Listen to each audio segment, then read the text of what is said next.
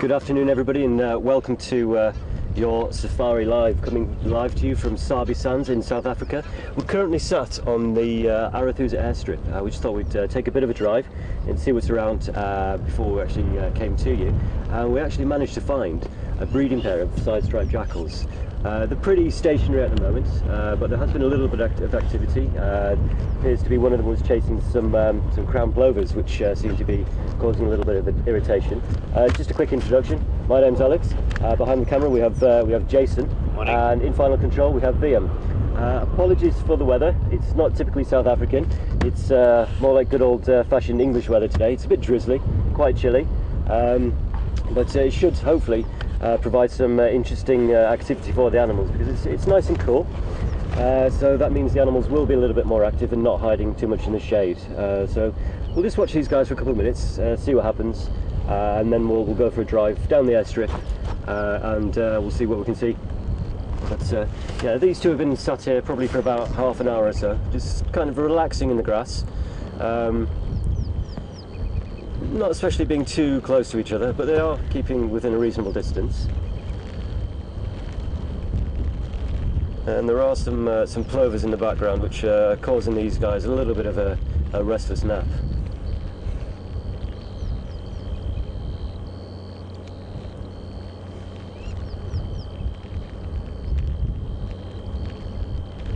I absolutely love these guys. I think they're absolutely fantastic little creatures.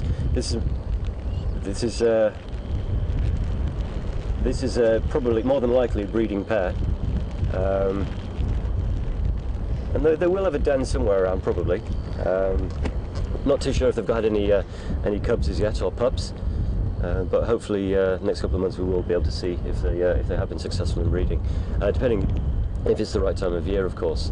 If you do have any questions, this is an interactive safari drive for you, so it's all about you guys wanting more information and wanting to find out more about the animals and the area that we're in.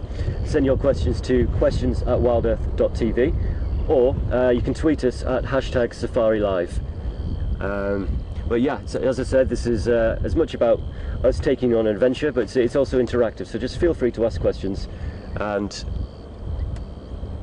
we'll see what we can see. Now, Jason's just giving me a bit of a look, because over my shoulder we have a few antelope. So I'm just going to scooch down so you can get a better view, and we'll have a look at these guys.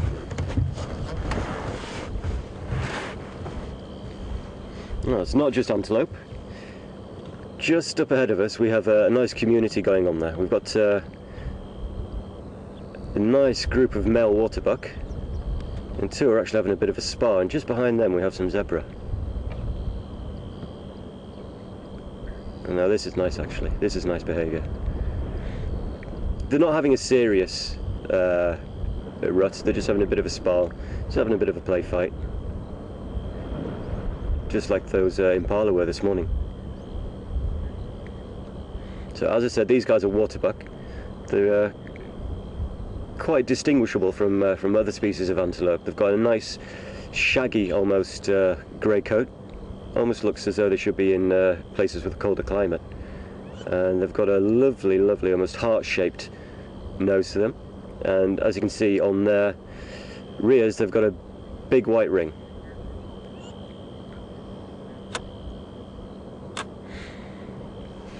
But if Jason can pan to the guy that stood on his own on the left, he's got a cracking pair of horns on him.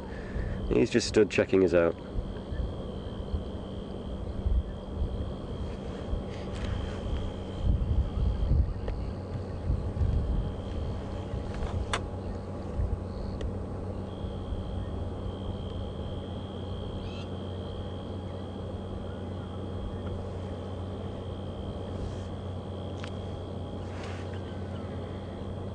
So as I said, these guys will just be having a bit of a rustle, bit of a tussle, just a bit of a play fight, and just kind of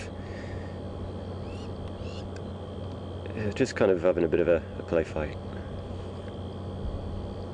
Maybe sorting out a bit of a pecking order for early next year when the rutting season comes in.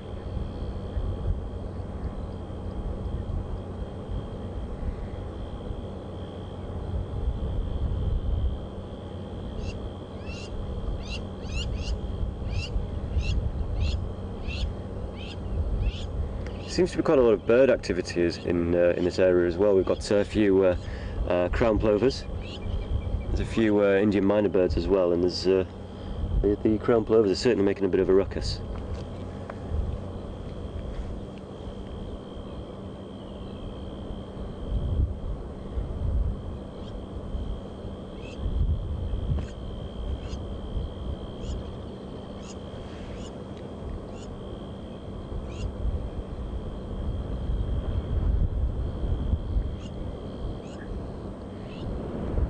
Quite majestic looking, I think, waterbuck are.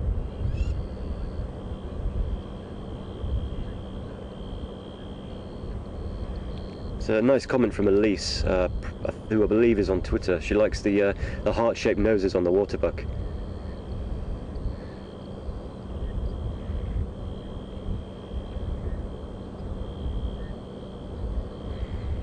It looks like the guy with the bighorns is just keeping an eye on us and just making sure that we're going to pose no threat to him or his mates.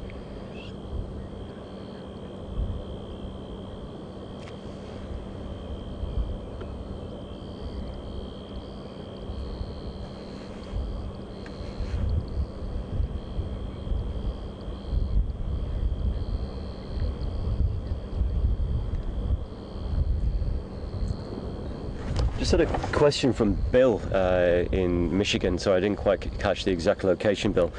Bill's asking if waterbuck are the largest antelope that we get in South Africa. No, Bill, they're not. We get a couple more which are larger. We get the kudu, which are larger than these guys.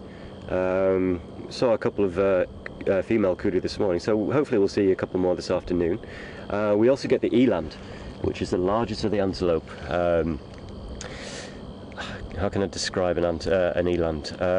It's quite a bulky antelope, very impressive horns, highest jumpers as well of all the antelope, considering they're such a bulky antelope. Very, very muscular in appearance, very stocky.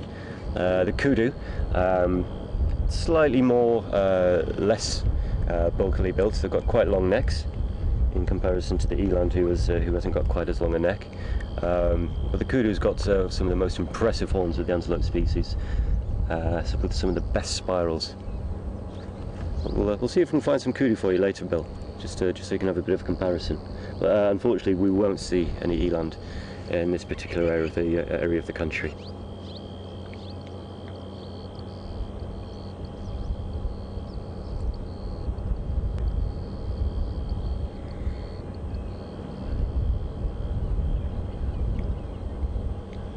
Okay.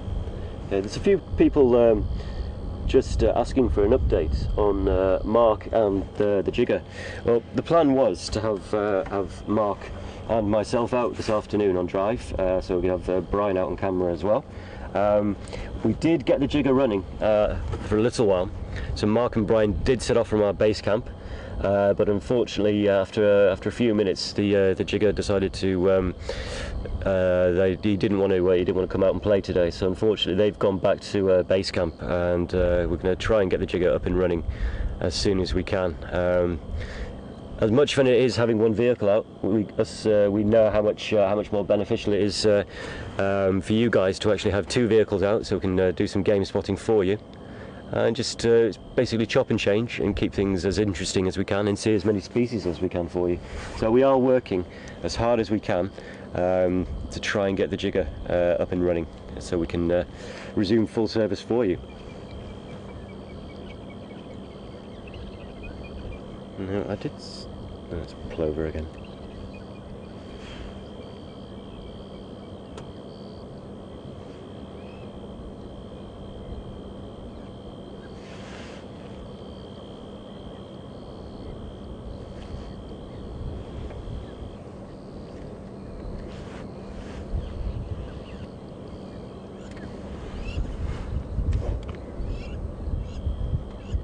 So we're just going to pan again to the side-strap jackals, because they're causing a bit of a fuss with these with the plovers.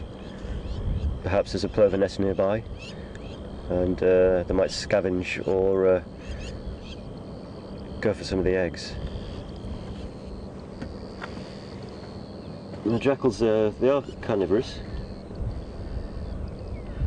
They will take small rodents, lizards, eggs, potentially even small birds if they can get hold of them. I actually love these guys, they're very, very cute.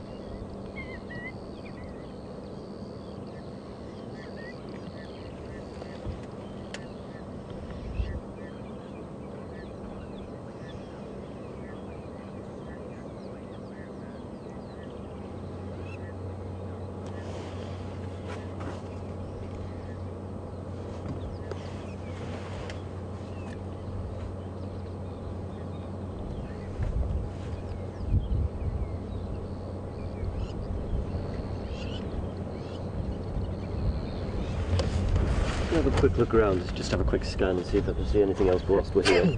Bless you, Jason. Sorry, Jason's South African, so he's not used to all this cold, wet, rainy weather.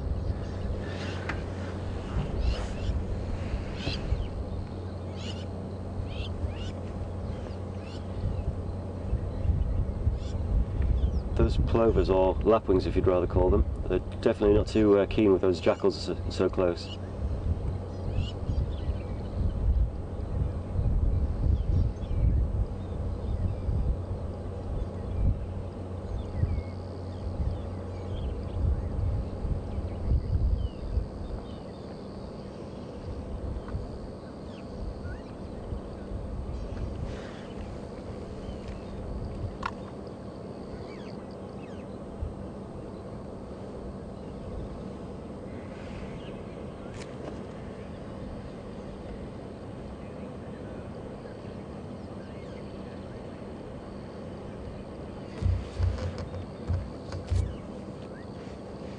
Just had an interesting question from Susie, asking if jackals mate for life.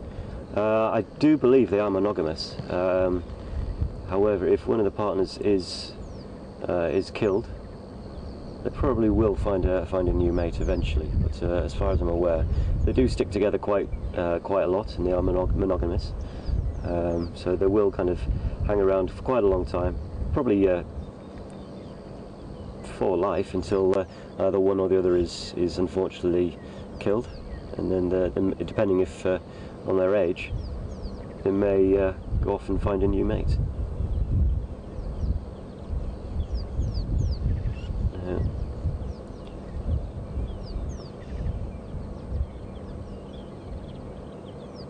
I do like these guys. They kind of remind me of a bit of a European fox, obviously slightly different size and different colorations, but just lovely, lovely animals.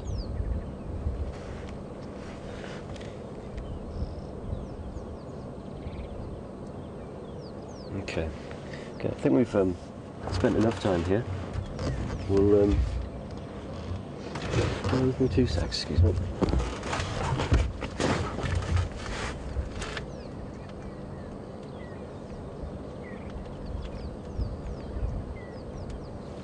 So I was just checking behind us to see if there was anything of interest.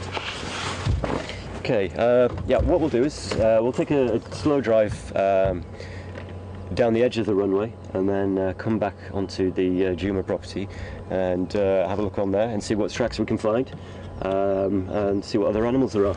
So if we're ready, let's get moving.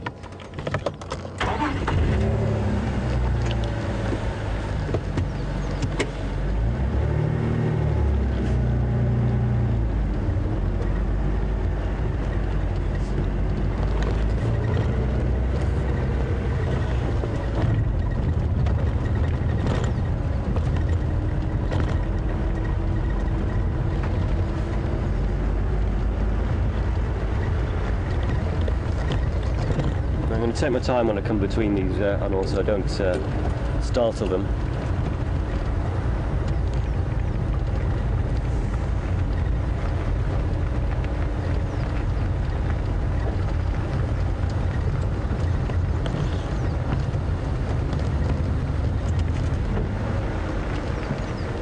I should just have a bit more of a view on these guys.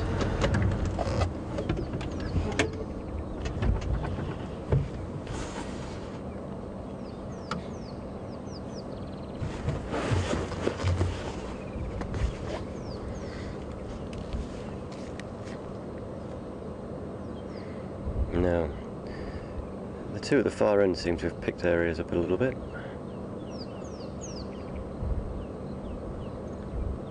If there's anything of interest down there. We've got a slight breeze blowing in our general direction, so maybe there is something further down the runway that they've caught the scent of. They're not overly keen of, or they're not too sure of. The zebra seem to be showing a tiny bit of interest as well. I think it's just another vehicle at the far end. That's probably what they heard.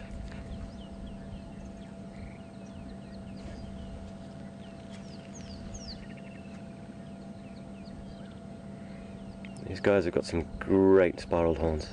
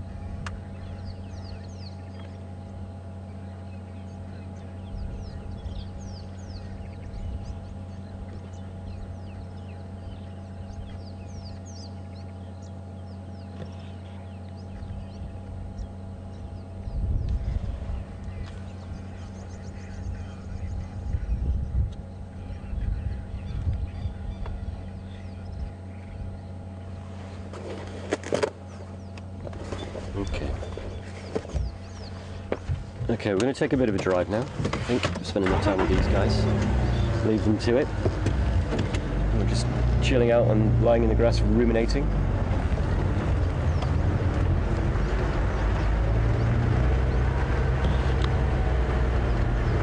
Sorry guys, don't mean to disturb you. It's okay. Maybe go slightly more towards the zebra, because the zebra seem a little bit more habituated in comparison to these waterbuck.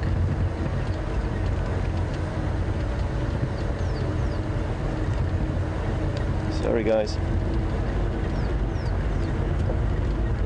They've almost got a kind of reindeer look about them, I think, waterbuck.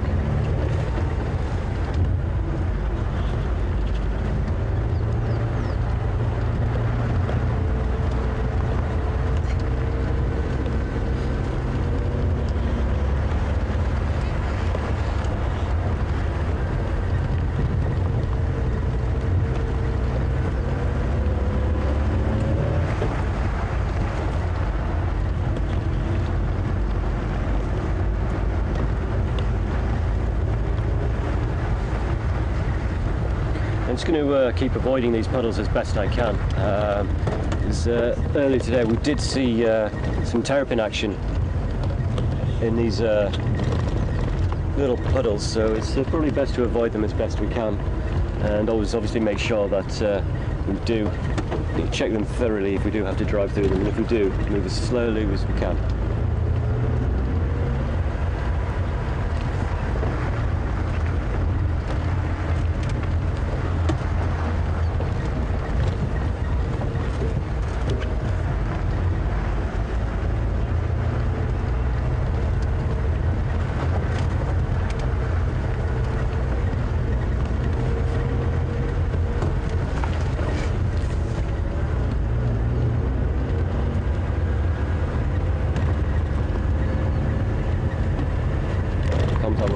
Thank you. 5-5.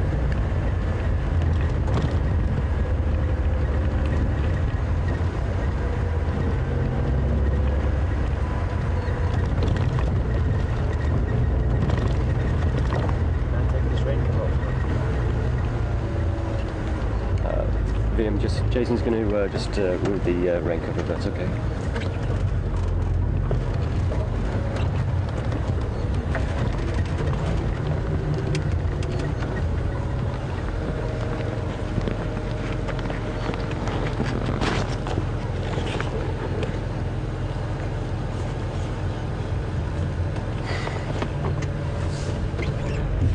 Okay, cool. Now, if you look just to the end of the runway, there's a solitary Egyptian goose. Now, I wonder if he's getting ready for takeoff. Or if he actually needs that much of a runway.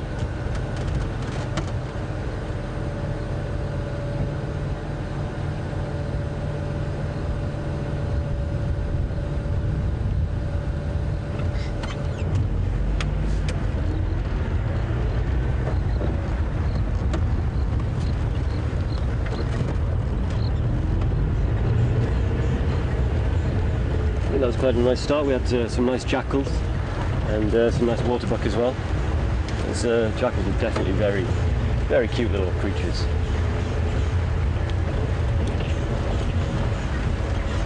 Now, you usually only get 2 species of jackal, probably around this area. You get the black-backed jackal, as well as the side stripe, and they with the side stripe. Side stripe jackal like to kind of tend to hang around more in open areas, savanna type pastures.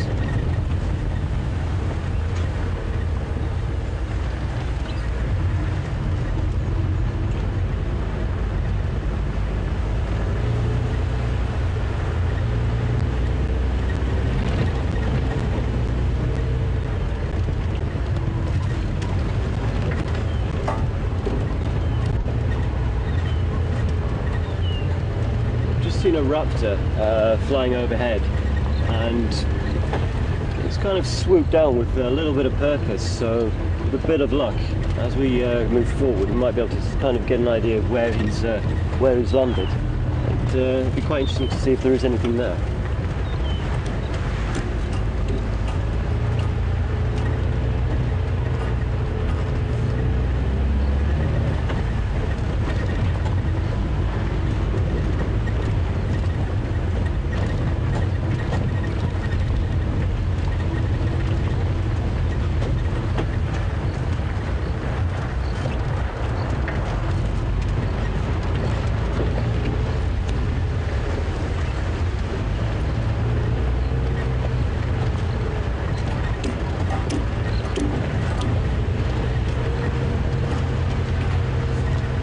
There's another vehicle behind us and they look like they're in a bit of a hurry, so I'm just going to pull over slightly, let them get past.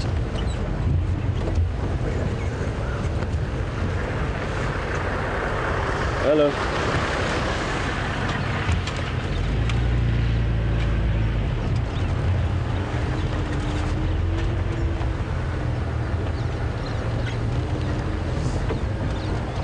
Just have a quick look around with the binos while we're waiting for those guys to move off a little bit.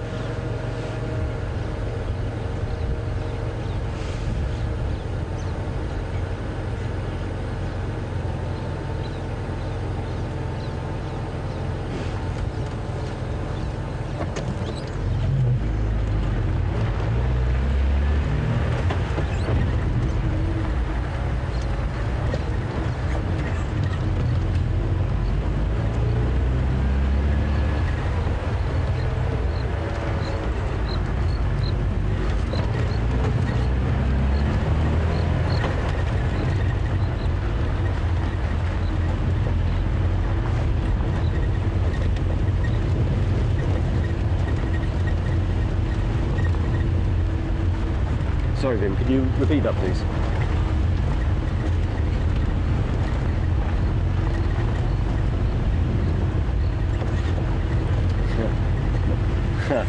Just had a nice comment come through from Clown Sharon saying her office sometimes comes to a complete standstill watching Safari Live. It's a good comment to have, but yeah, sorry for distracting you from your work, but yeah, kind of pleased that we're distracting you.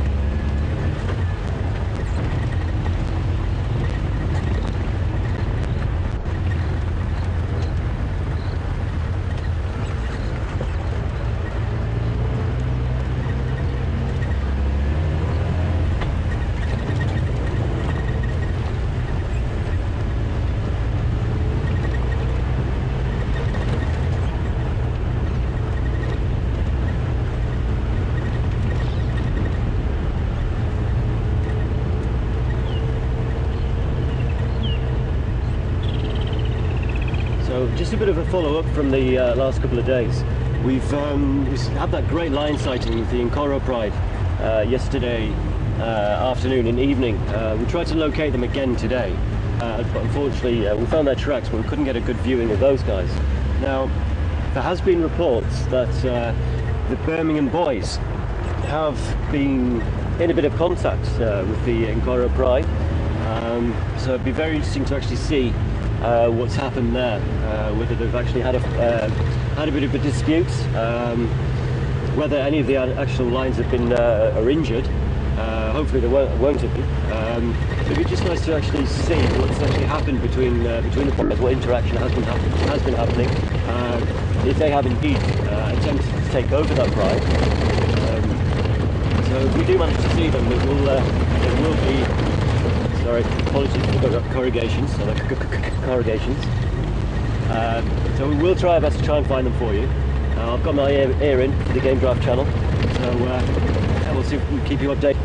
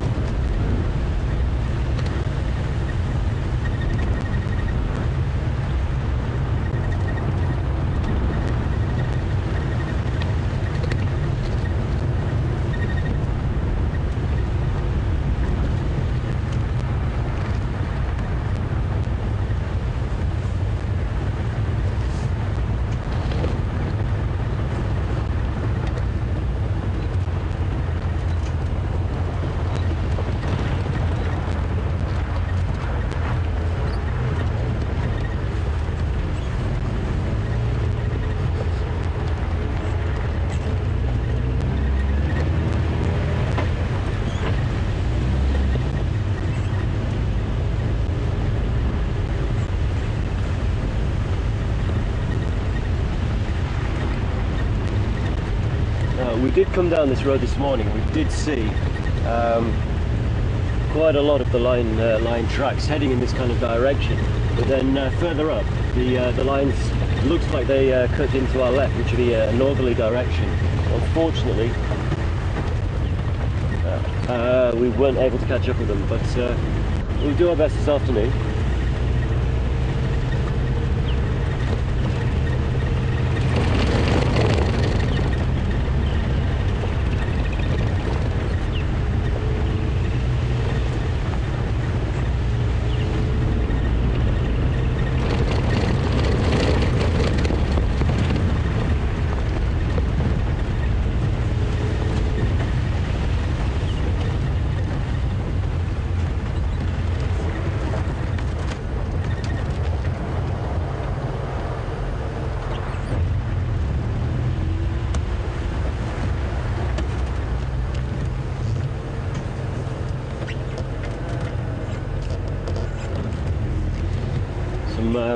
Quite big kudu tracks in this area. Looks like they're heading in the opposite direction, but you never know. Might be fortunate enough to see some.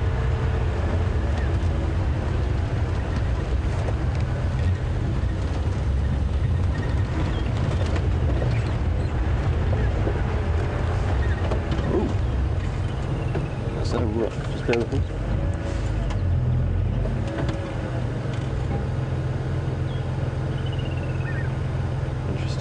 Okay, I'm just going to pull back a little bit. I appear to have found another jackal. Just out of the corner of my eye, I just saw his ears move, his ears twitch. There we go.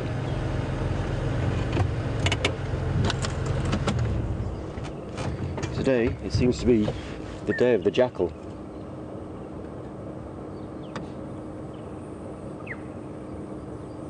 I can't see a second jackal, not from here.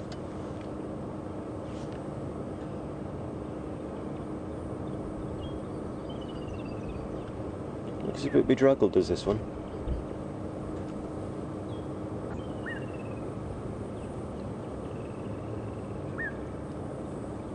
Just feeling a bit scruffy.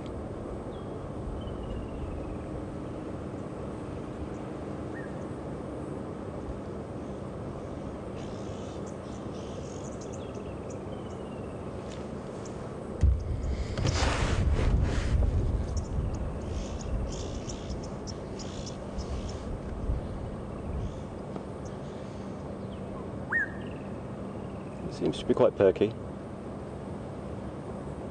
It's just having an afternoon snooze, afternoon chill out session.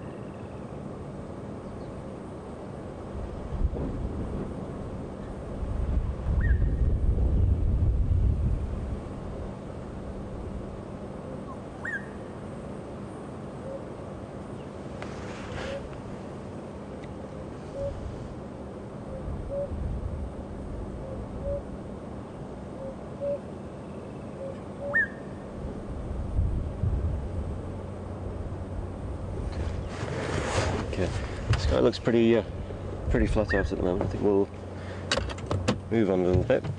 Maybe get a different angle on him when we come around this corner.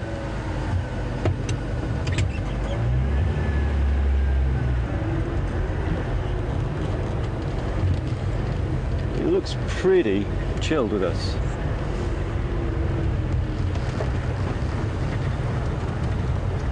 Definitely slightly more chilled than, sorry Mr. Rockpecker, than the other two that we saw earlier. They seemed a bit skittish. I'm just going to check this guy out from another angle.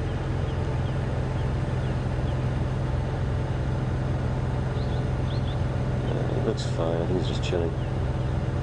I was worried for a second that he might have been carrying an injury or something, but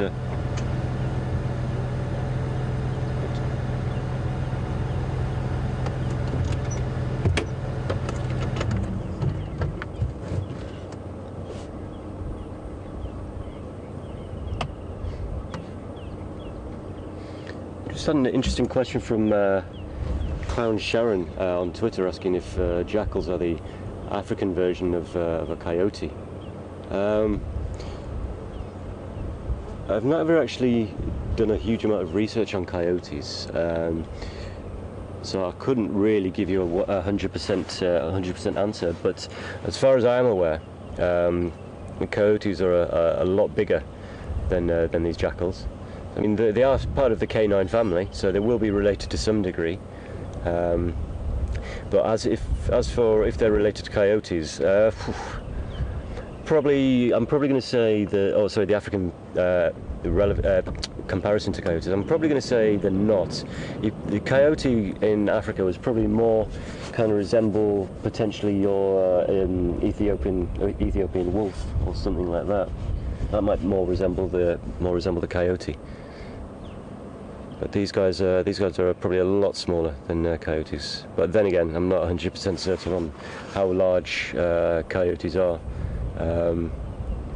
in comparison to, maybe if you could potentially give me a comparison to maybe the size of a domestic dog of some description, that might kind of give me a better idea. But for coyotes, I think these are probably more related to kind of like the fox, to like Northern European foxes, North American or European foxes. Okay, he's kind of settled down in the bush, just a bit away from us, so we'll continue on our route and see, as Mr. Turner says, what's around the next corner.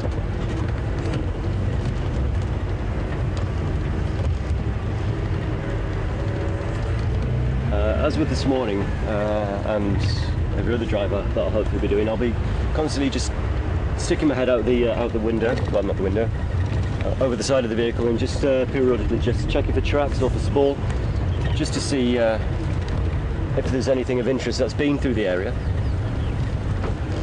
Now, I'm just going to get my bearings again. I do have an idea of where I am, but I just want to make sure that I'm going to be taking us in a more direct route to where I'd like to take you.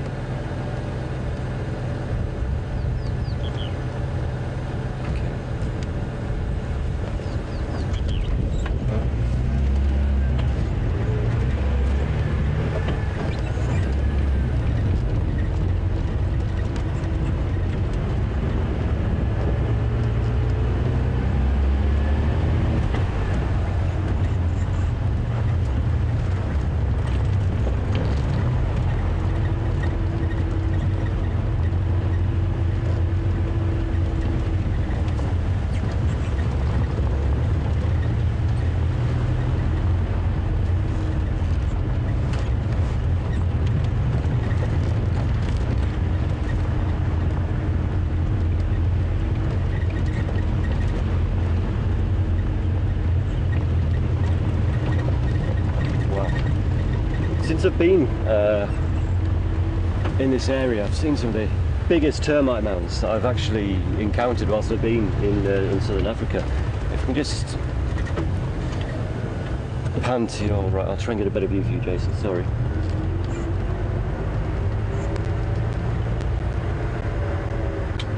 I can't really get a good view of that one. I'll try and get another one for you in a few seconds, then we'll continue with the information I was going to give you. Ooh, actually. No, I'll continue.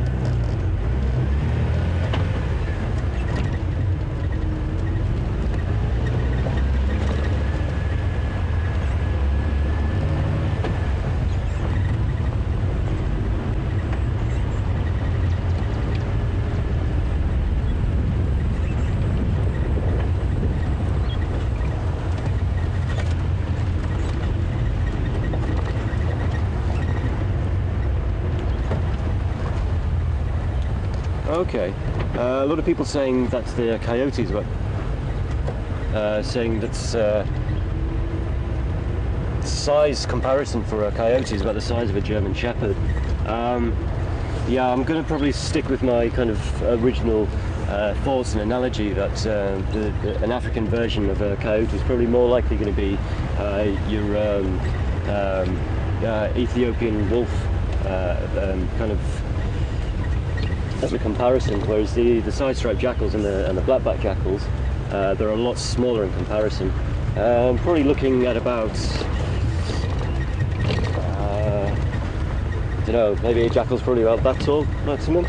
Quite small creatures really.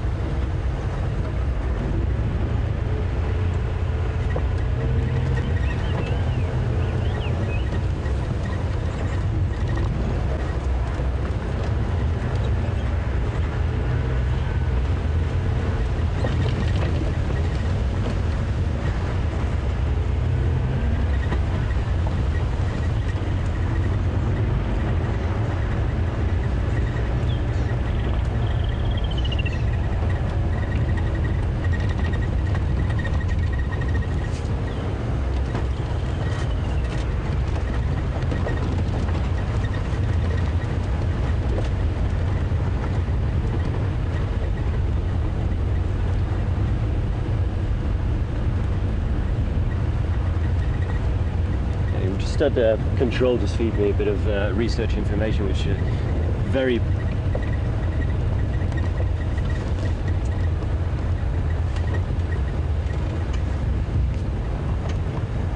sorry, I'm just trying to listen to the Game Drive channel as well as Control.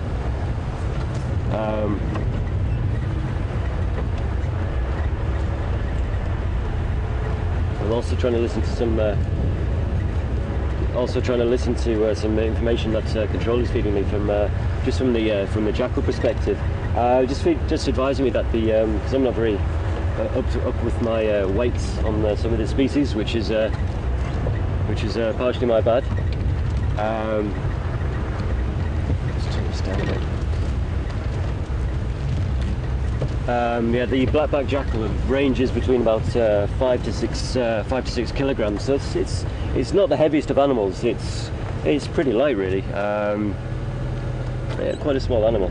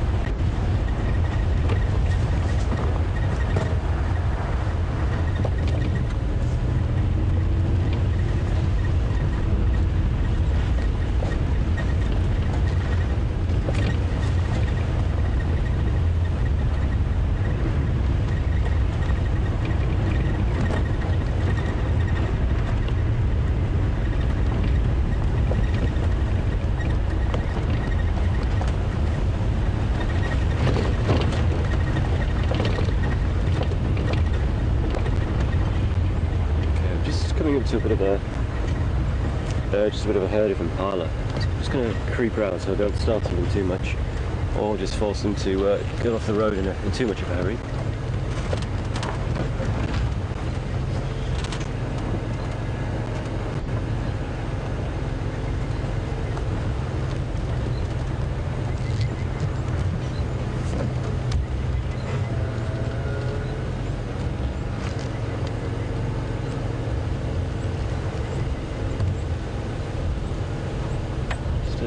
Few bachelors just hanging out together. Now these guys will tend to hang around in bachelor herds until it comes to the rutting season, and then they'll start to compete for the attention of the ladies, and then they'll kind of create temporary harems. Well, they'll control between 20 and 30 females apiece. Let's pull back. It's a bit of an awkward angle for Jason to reach around on. That's better. Yeah, as we're saying, these guys will kind of hang around together until the rutting season, when then they'll start to compete for their females, and they'll kind of control anywhere between 20 and 30 impala ewes, and try and copulate with as many as possible along the way. There will be satellite males which will kind of hang around the edge of a temporary harem that's controlled by a dominant male. And once the dominant male's kind of exhausted himself a little bit, he'll be ousted for a while from one of the satellite males, who'll then take over the herd. He'll try and get his genes into the pool, but then the dominant male that he's ousted, because he's obviously been busy for about 3 or 4 days, just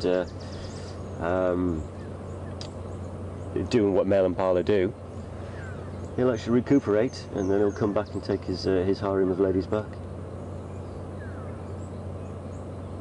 Well, he'll attempt to anyway.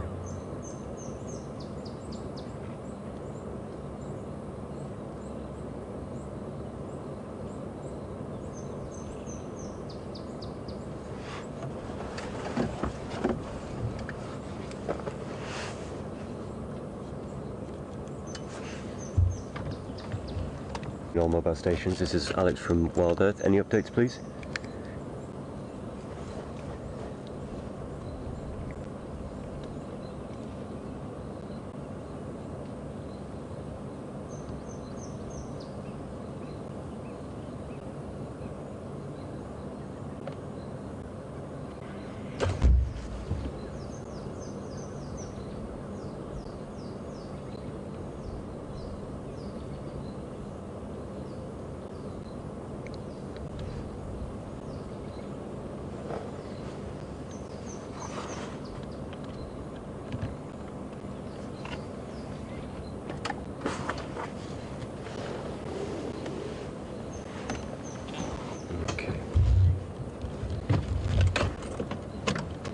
I'm just going to move forward a bit because there's a dam down here, so we're just going to check out the dam. Not having much luck on the Game Drive channel. Just probably got a bit of a bad signal area, so I'm just going to move down here and see what there is.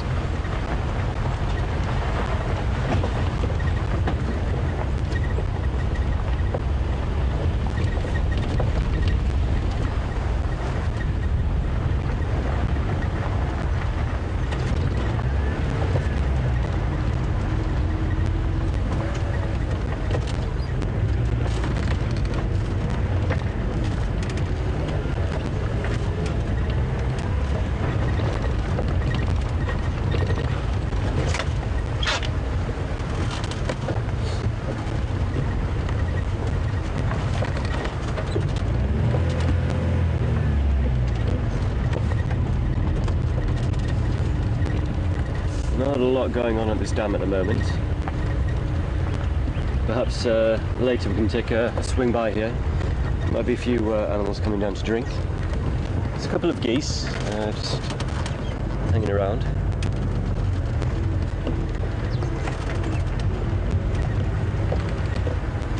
Well,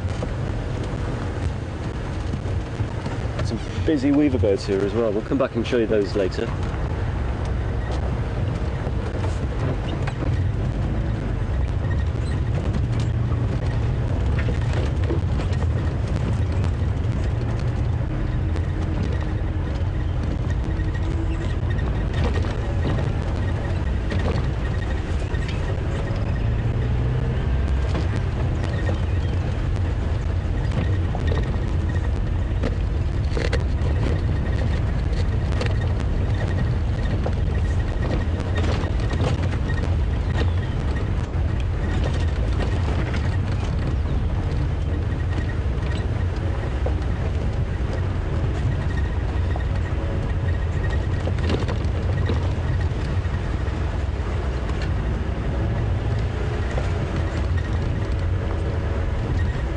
not stroked the quill yet, Jason. I think we need to give it a bit of a gosh. Excuse me. There we go. Thank you. We'll just tap it on the camera as well to bring you guys some luck.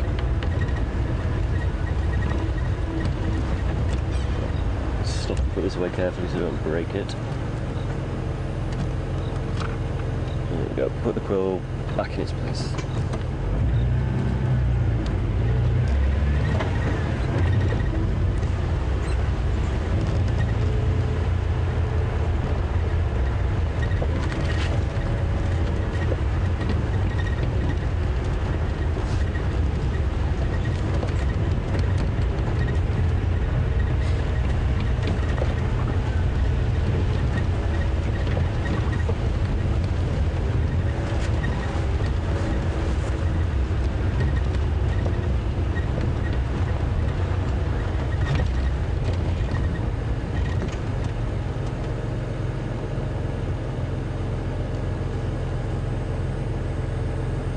Sorry, could you just repeat that, please?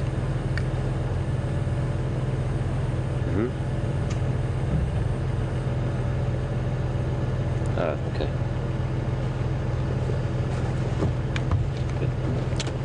Just had a question from Hilma on Twitter asking what jackals hunt for. Well, like most, well, they are canine, so they are carnivorous. So those jackals will probably go for small rodents, birds, insects, small reptiles as well, and they'll scavenge if there is a kill, and they do have the opportunity to get in there and scavenge some of the meats or some of the flesh from a larger kill, from say for example a lion kill or a leopard kill. Once they've finished with it, or even a hyena kill, they will take their opportunity. They are scavengers and they are opportunistic. So it's not just hunting; they do scavenge. So they do play an important role in keeping the bush clean.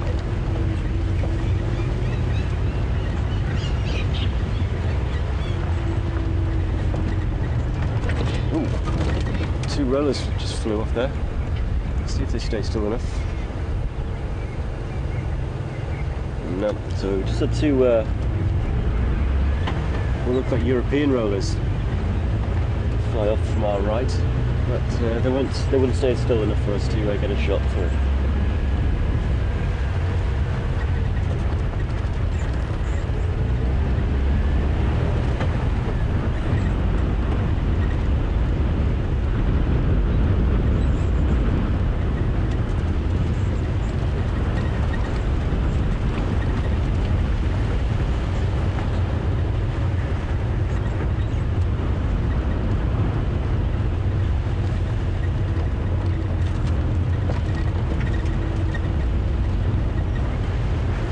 We've had a question from John Q.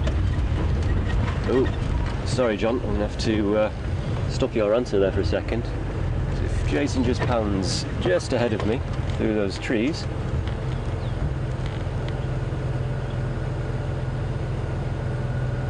got a nice ellie.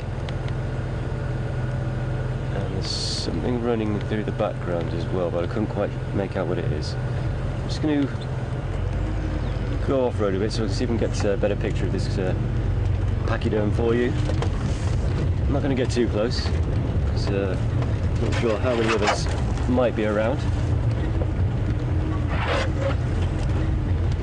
Just poke our nose in and say hello. Obviously not get in his way. I'll go away. Not a close enough look yet.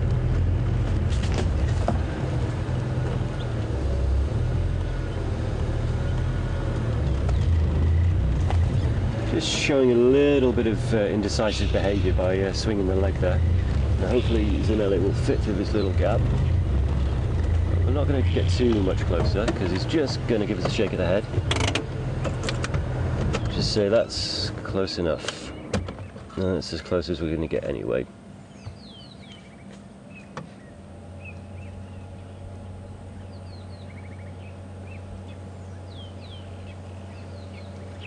Now, to me, this looks like a fairly young female, just by the size and the shape of the head.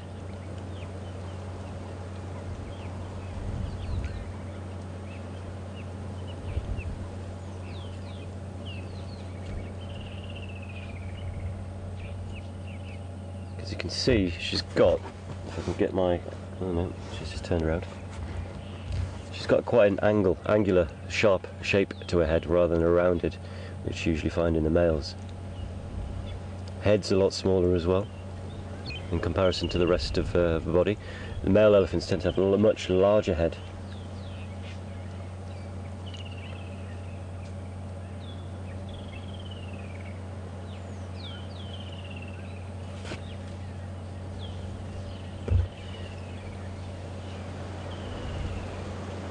Seems quite small to be on her own. Should be the rest of the herd around here somewhere.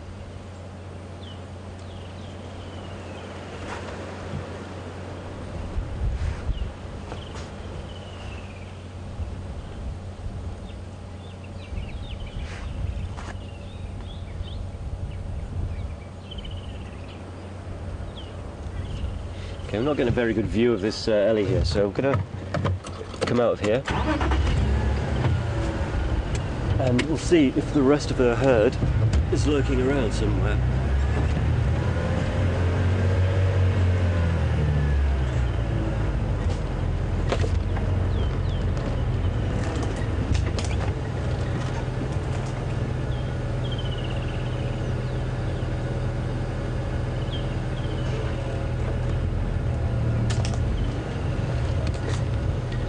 I can't quite get a good view of her because there's only so much you can watch of an elephant from behind.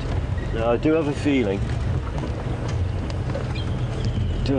that the rest of her herd will be around here somewhere. So let's see if we can find them.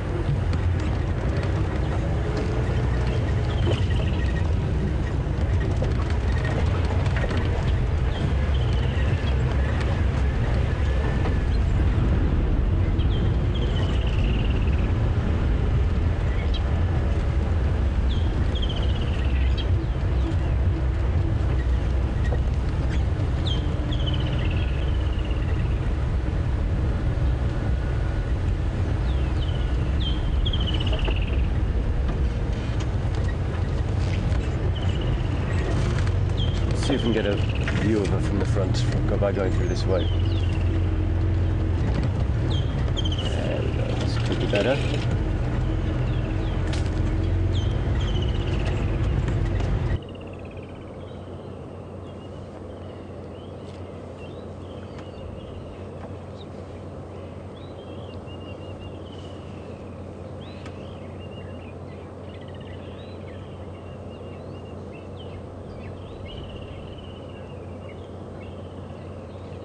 Fantastic shape to the ears, really is. It almost looks like the outline of the continent of Africa. It's one of the telltale signs of the differences between African and Indian elephants, or Asian elephants I should say. They have a much smaller ear in comparison to the African. I think today I'm not going to be getting some very good frontal sights of him, frontal images of Ellie's. It's all going to be about the rear.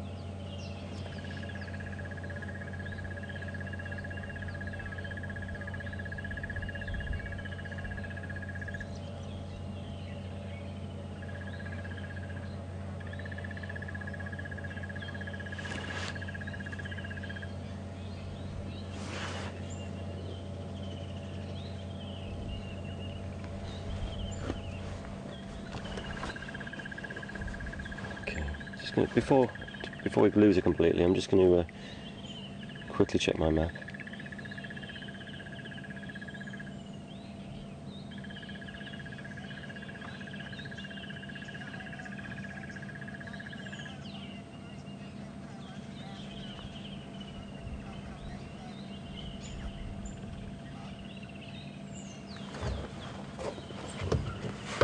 Okay, I think we're going to leave this Ellie in peace. Lucy and Jace.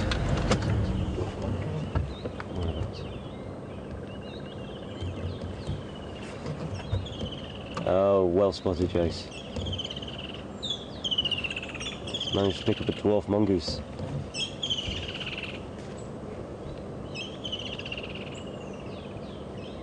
Fantastic.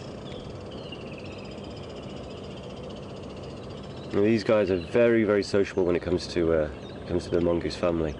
They tend to live in quite big groups, family groups.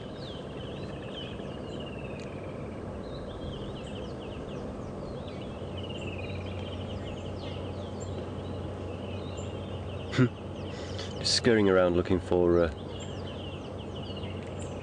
snacks.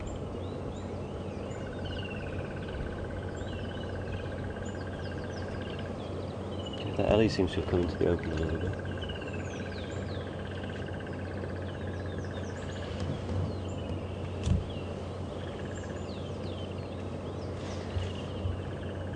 The direction he's travelling, I think he might come onto the main road.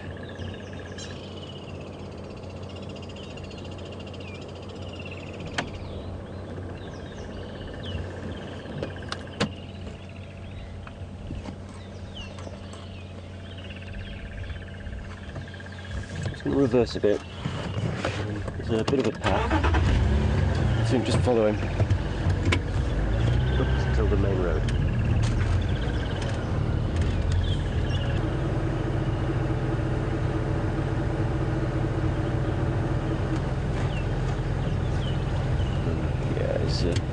Not being very sociable today. We'll turn around and we'll continue in the general direction that we were heading.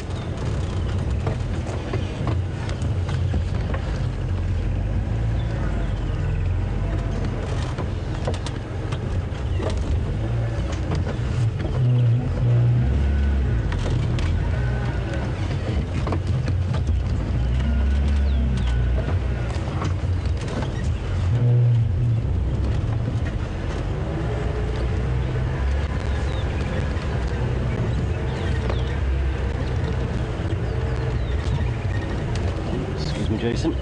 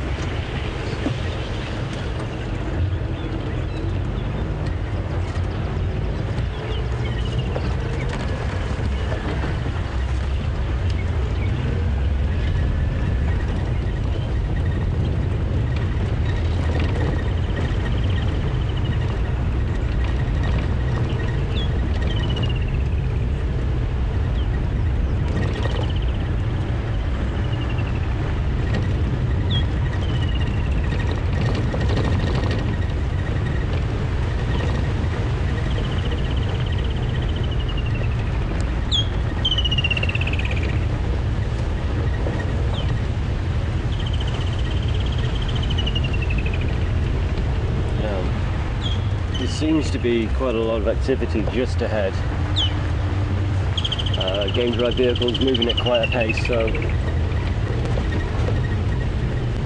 just going to pull off in a minute and just switch off to use the game drive channel and just see what's ahead.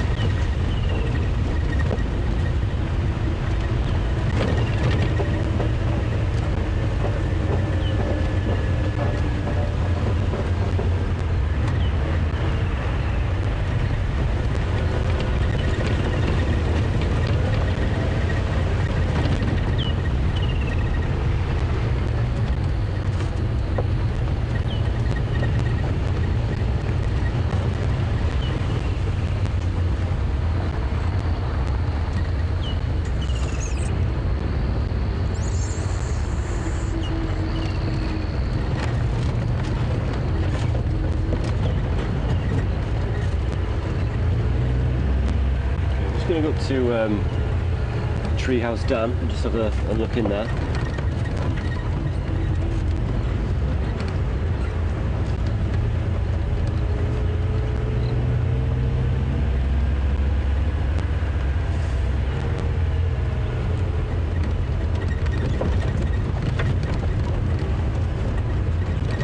Hook the nose up onto the dam wall.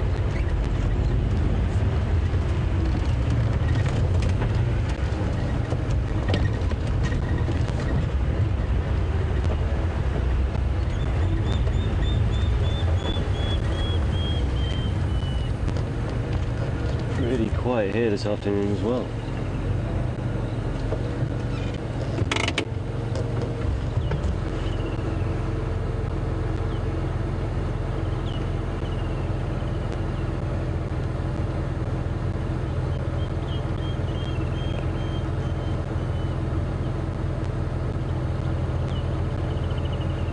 So, I'm not sure if Jason will be able to get the shot from there, might be a little bit too far for you. There's a blacksmith's plover just on the far bank.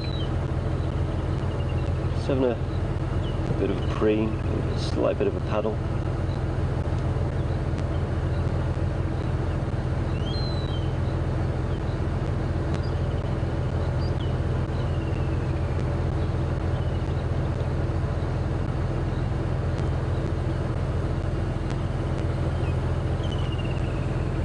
It's a little bit too far really to get a proper shot.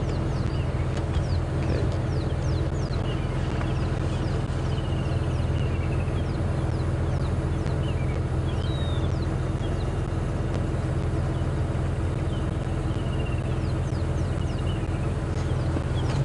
Okay, let's crack on.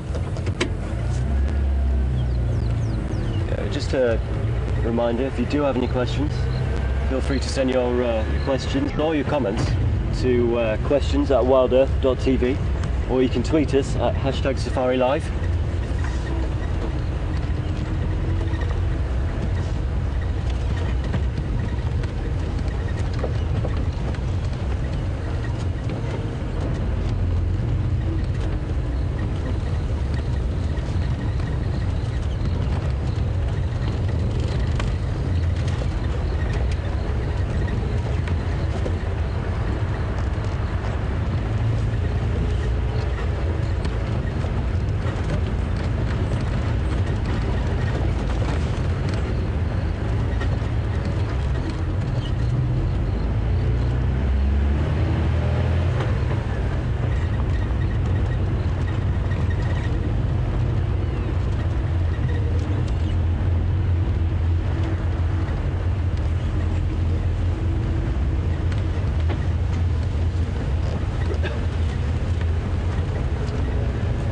Going through a bit of a dip, so if the signal does drop out and I get a bit crackly, I do apologise. Get through it as quick as I can.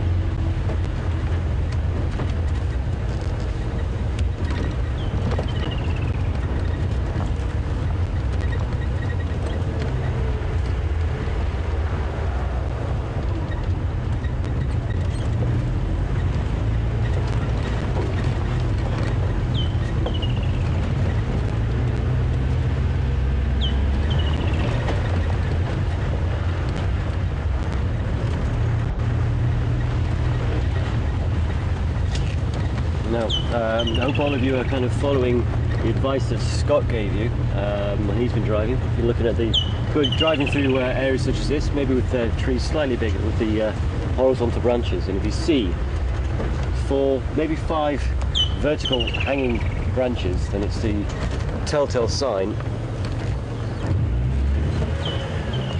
that there's a leopard in that tree. So I'm doing pretty much the same thing that Scott would. I'm scanning the tree lines to see if there is anything dangling from the tree that doesn't look like it should be there. So I thought I saw a track there, but not 100% sure of what it was.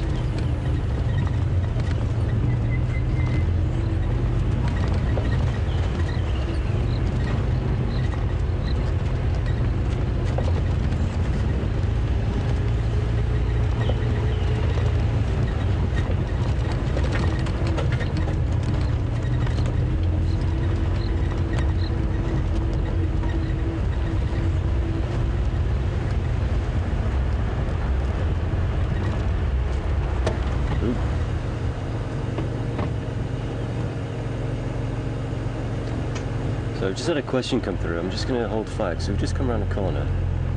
There's a vehicle parked here. So I just want to edge up and see what we've got. Just bear with me. I think they're just doing a bit of birding. So what we'll do is we'll move on.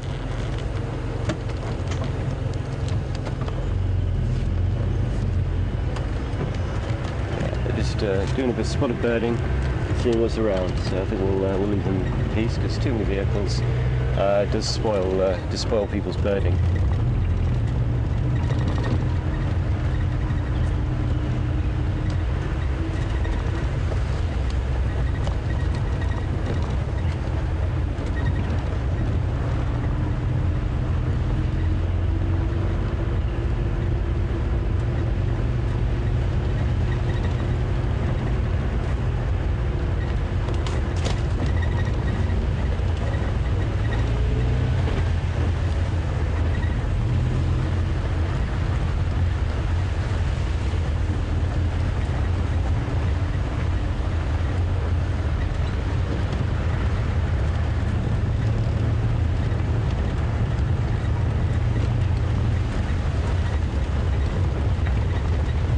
Pretty quiet out here so far this afternoon. We've had some good sightings of a few jackal.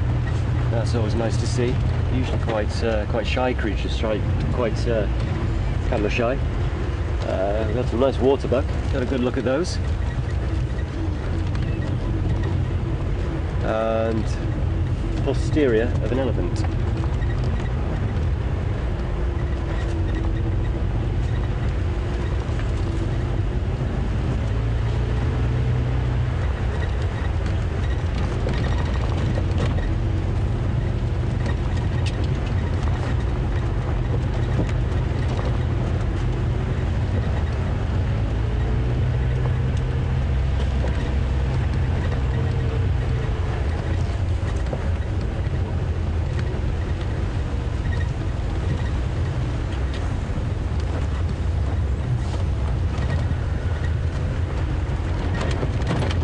Sorry about the bumps.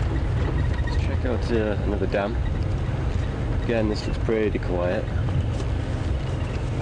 Everywhere seems pretty quiet today, guys. I'm just going to see if I can plot a bit more of a route.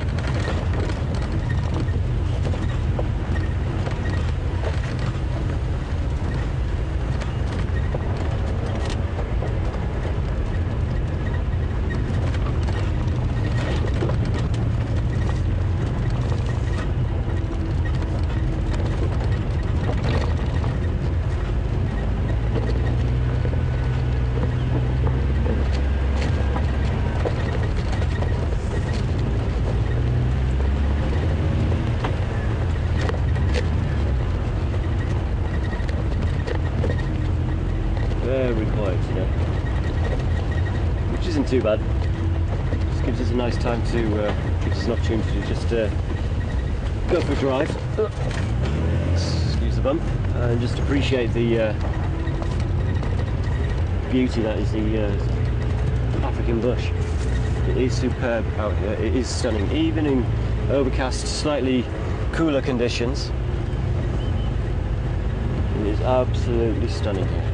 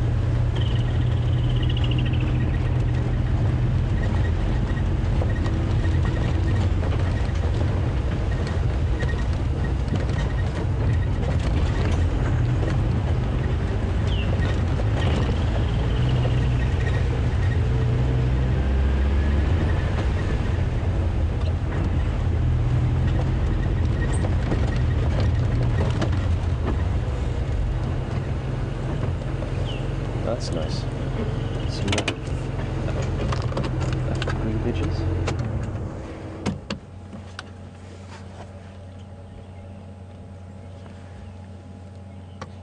A nice little collection of African green pigeons. Fantastic colorations on these guys.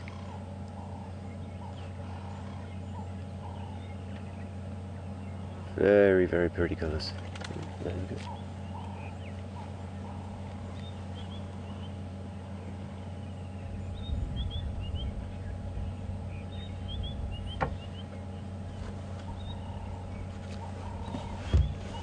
This one for all you birders out there watching.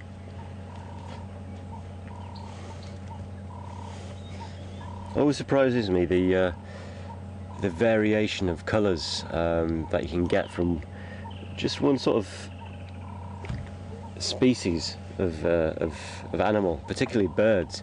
I mean, obviously these guys are related to your feral pigeons, which you'll see everywhere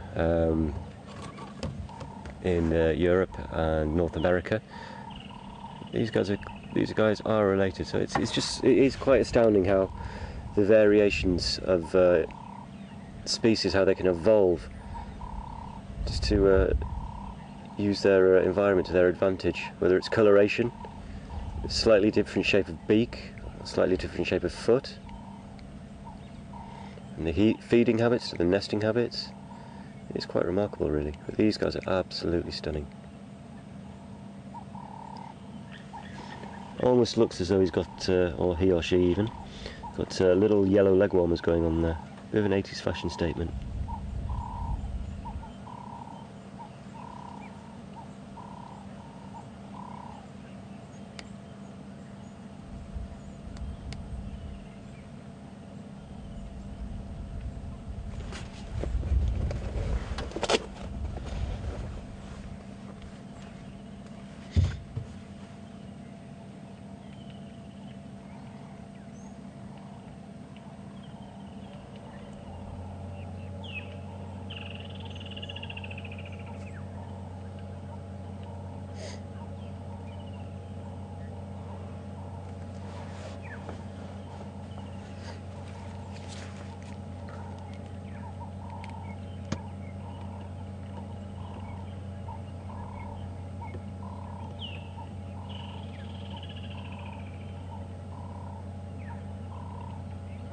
Such a pretty bird, it really is. Oh.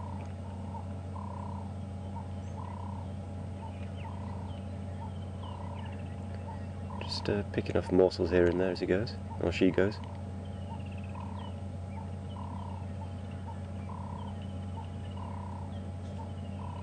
gingerly picking their way through those thorns on that bush. Very sharp.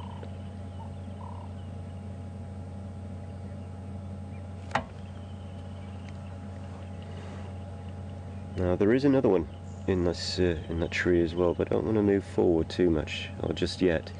I don't want to startle them, because they're very relaxed where we are at the moment.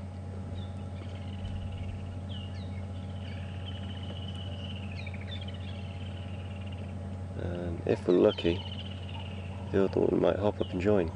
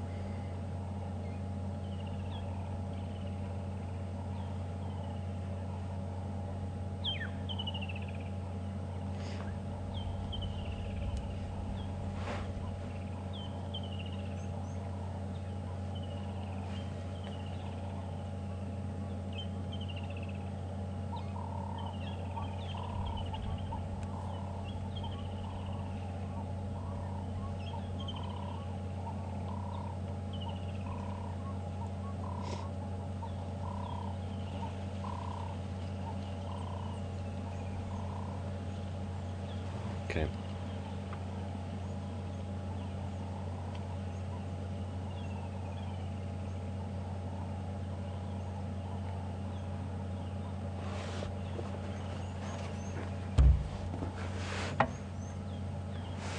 Okay. I think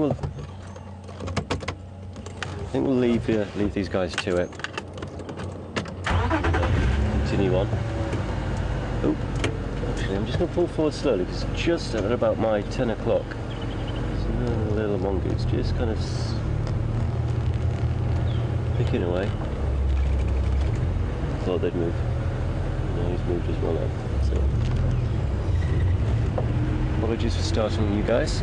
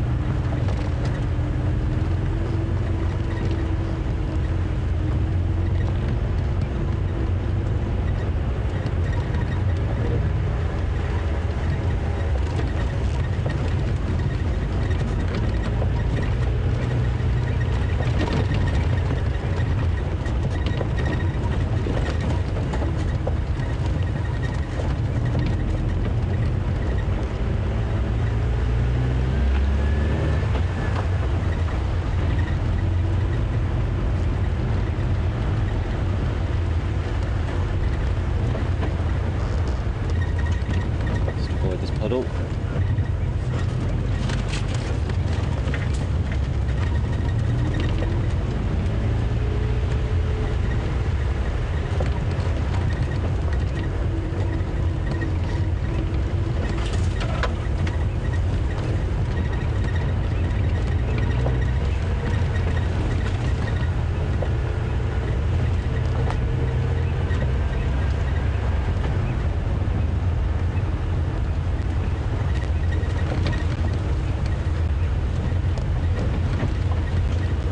More impala just ahead.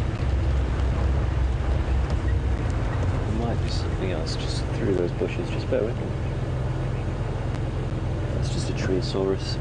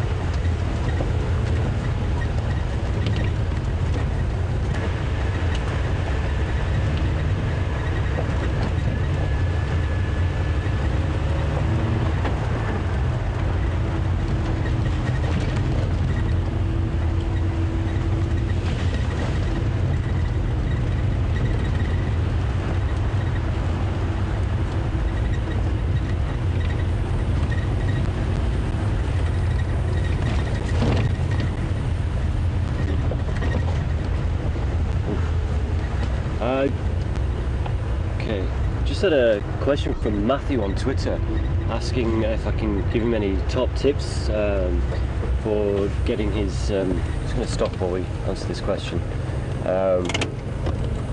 Any top tips for him when he goes to get his field guide qualifications? Top tips. Study hard, keep an open mind, savour the experience. You're going to meet some fantastic people. I know I did when I studied. You're going to make you're going to make friends for life. You really are going to make some fantastic friends. But yeah, study hard, keep an open mind, enjoy the experience, soak up as much information as you can. Just soak up the environment that you're going to be in as well. You're going to be involved with a group of people who are very like-minded, who are passionate about the same things. You're going to have an absolutely fantastic time.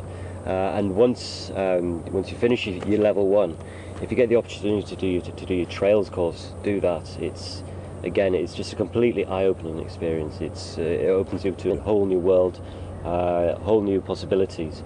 But like I said, the best tips you can do is just enjoy it as much as you can. It's going to be an absolutely fantastic experience.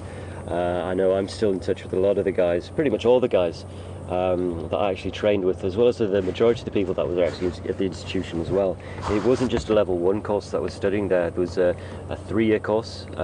They were there. There were other sub-courses as well, people doing marine studies and birding specialties, as well as just doing the trails courses. The entire group and demographic of people you're going to get a broad mix of people from all walks of life. Everybody's going to be there for a common purpose, and you're going to have an absolutely fantastic time. So top tip is just enjoy it, savour it, study hard, work hard, yeah, just you're going to absolutely enjoy it. It's going to be one of the best experiences of your life, and it's going to be the best experience leading you into a career working within the ecotourism industry. You're going to thoroughly enjoy it. Really are going to enjoy it. But anyway, we're going to crack on, and we're going to see what we find. So I just had to stop for that one, because it's something that's quite pertinent and still quite very in my mind. Is just, yeah, the people that you're going to meet are just going to be absolutely amazing people. So you're going to thoroughly enjoy it.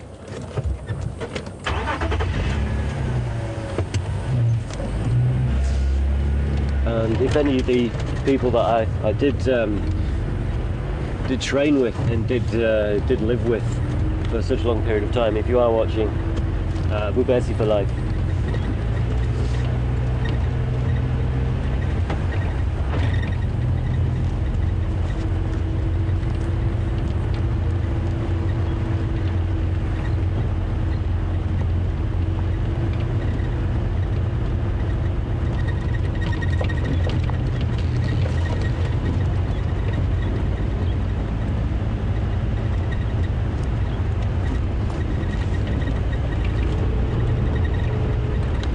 Now, I did mention earlier about termite mounds, and this is a very nice example. I'm going to stop the car, or stop the vehicle, I should say, it's not a car. Just by it, up here, without stalling. And I'm going to go and stand next to it, just to give you a bit of a size comparison. I have seen larger ones here, but this one is quite a nice example. So if you just bear with me.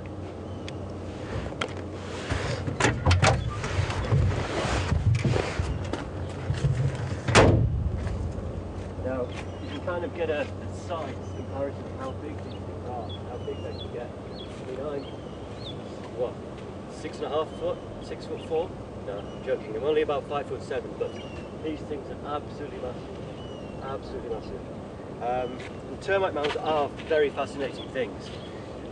Strangely enough, it's got a network of thousands upon thousands of tiny little pathways and passages, all leading to several chambers. And in the heart of this termite mound will be a mound of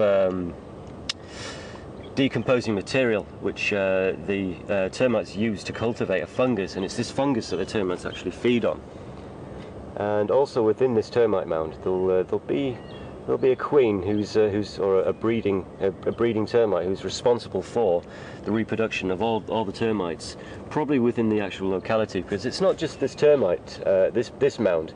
There'll be other mounds that are in the vicinity that will be satellites of this particular colony. And what will happen is the queen of this particular mound, she'll be constantly releasing a pheromone which controls the population not only of this mound but of all the surrounding mounds as well. It's pretty fascinating, and the social structure of these guys is just phenomenal. Also as well, for the size of the mound, the termite mounds are a bit like icebergs. You see a bit of a tip, but this termite mound, there's probably about another maybe 50 to 60% more of this termite mound that's actually buried underground. And there's quite a few interesting facts about the termites. I mean, the queen termite herself, they've been recorded for living for up to 50 years. I mean, for an insect, that's probably about this big. That's pretty remarkable. And when the termite queen actually, eventually gives way to a successor. So I just sort of saw something in the bushes. To a successor, they will actually continue this particular hive or mound. So it's if a queen dies, it's not necessarily the end of a particular mound. A new one will take over, and then they'll continue growing and basically expanding their mounds and just carrying on with life. I mean, they are remarkable creatures. Fantastic.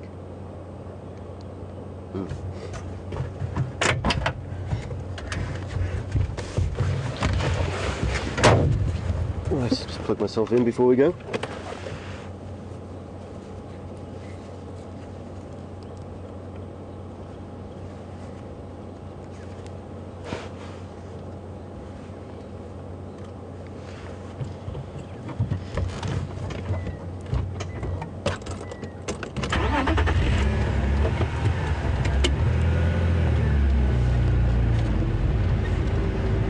And termites are all part of one bigger picture out here. Well, everywhere really. They're all part of the ecosystem, obviously. So if a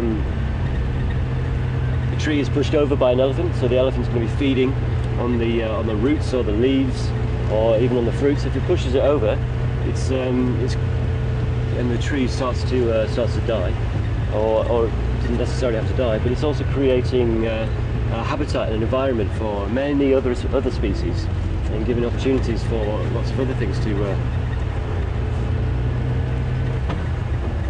have a chance. Well, as you can see with these termite mounds here, we're just driving past them, these ones may well be satellite mounds or satellite colonies from the one that we passed, or the other ones, or the one that we passed might be a satellite from this colony. So they're all interconnected to some degree.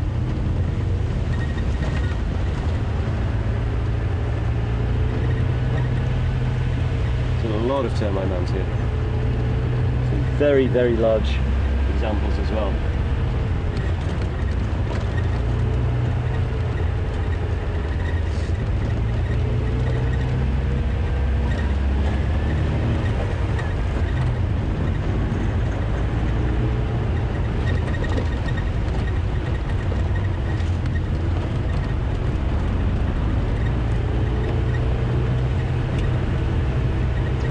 Definitely feel the temperature dropping slightly. The wind is picking up a little bit, so fingers crossed that we don't have any precipitation in the next couple of hours.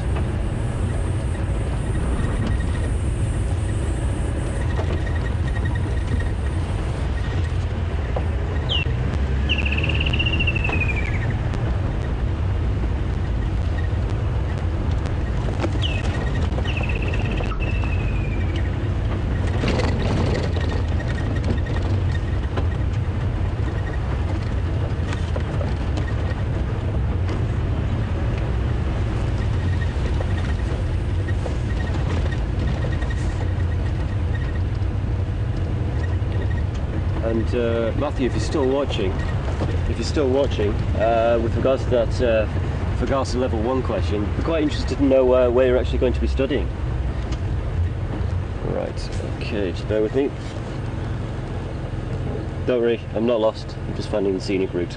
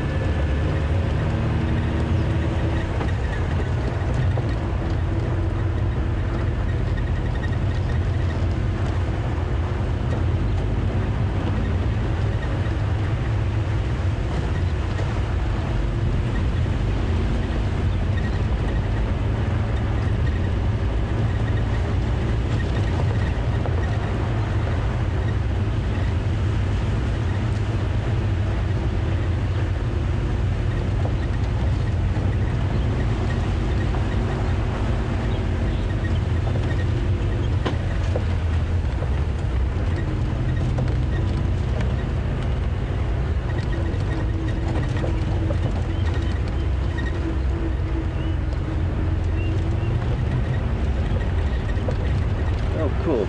Just had a comment from Jackie's class, which, if I remember correctly, is in Illinois. They're actually working on a termite project at the moment, so it's quite fortuitous that I stopped and pointed out these termite mounds.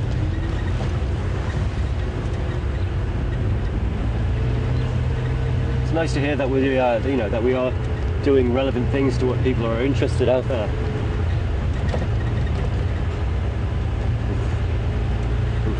Okay, and Jackie's class have actually just asked a very tricky question. How many termites could possibly be in a mound such as that? Potentially millions, Jackie. I wouldn't like to put an exact figure on them. It's an infinitesimal amount. Right. Somebody who wouldn't move out of the way. Sorry, Mr. Pigeon, Mr. Turtledove. It's going to be a very high number, in the millions, I'd imagine.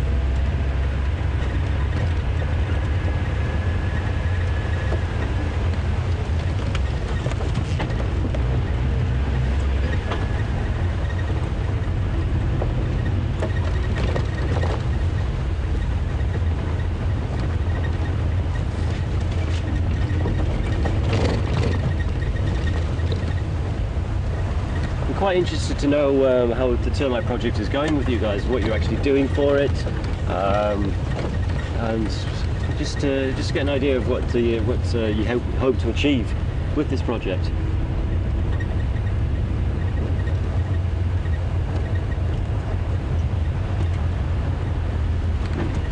You're going to stay there like a good bird. Stay. Right, actually hopping around. It's going to make Jason's life a little bit difficult. Let's see if we can get a shot.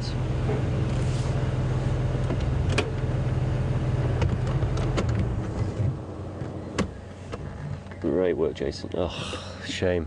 He's just moved into this tree, so if I roll forward a little bit. Can you stay still for us?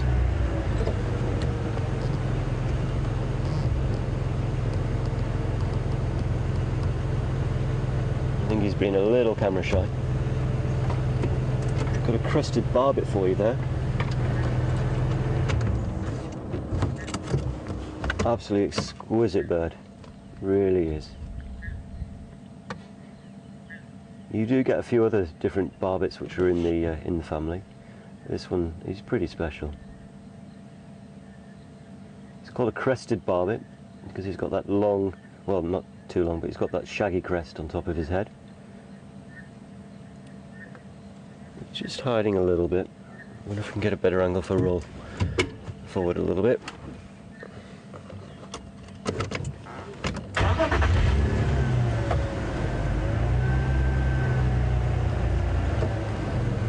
Has he gone now? I was watching the screen, so I couldn't see where he jumped to.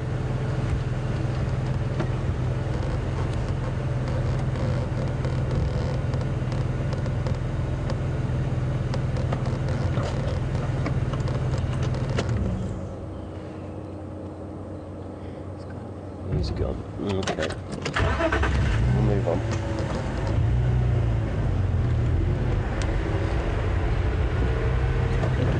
in this area you do get the obviously you get the crested barbet.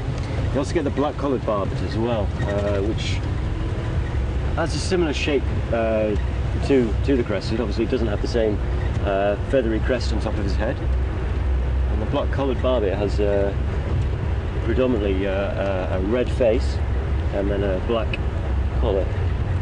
That's just below his throat. It's the name, black-collared barbet. You do occasionally, which is very rare, get a yellow morph of the black-collared barbet. So rather than a red face, it'll have a yellow face. This is the area that we left the lines last night. So I'm just going to have a quick look at my map.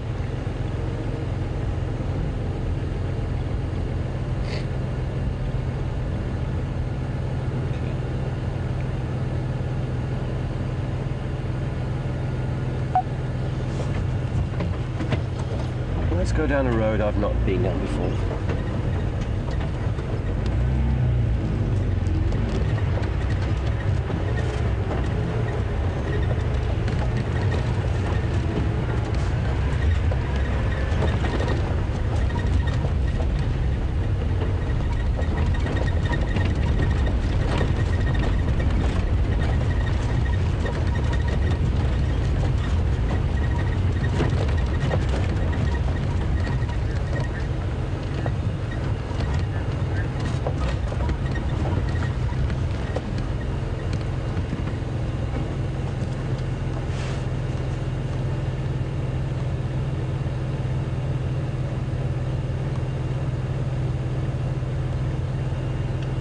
Sorry, excuse me.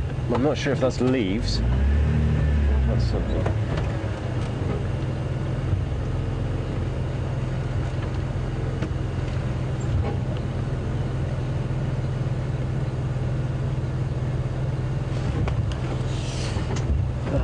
Bush plays tricks on you.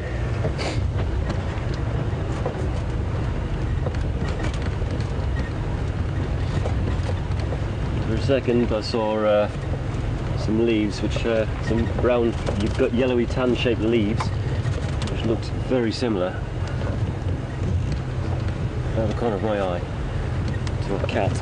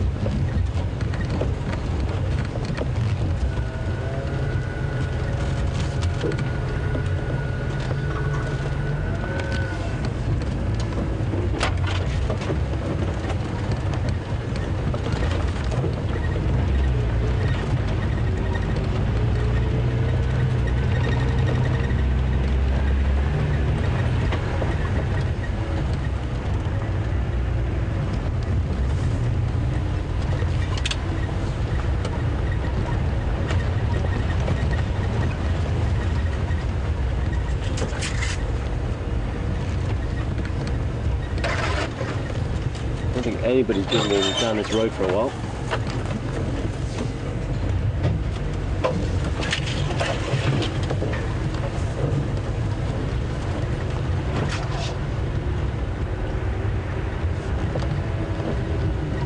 And probably for good reason, because it doesn't go anywhere. Whoops, sorry guys. Always worth checking there. Always worth checking.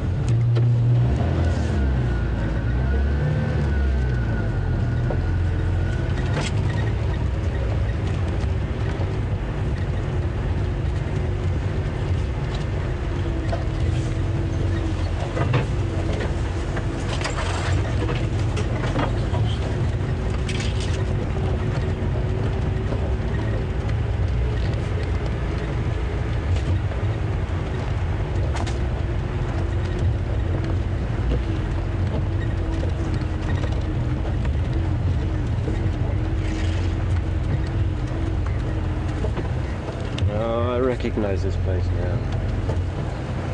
Okay. Sorry guys, this is the first time I've actually been here. This looks like it's the hyena den.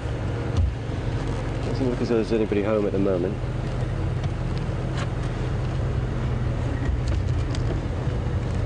It doesn't necessarily mean that there isn't. Just going to stop and just have a quick look through my binoculars.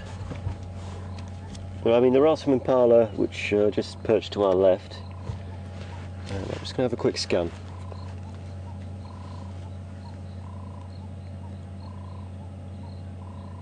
Well, Jason will keep you entertained with a foam nest frog nest.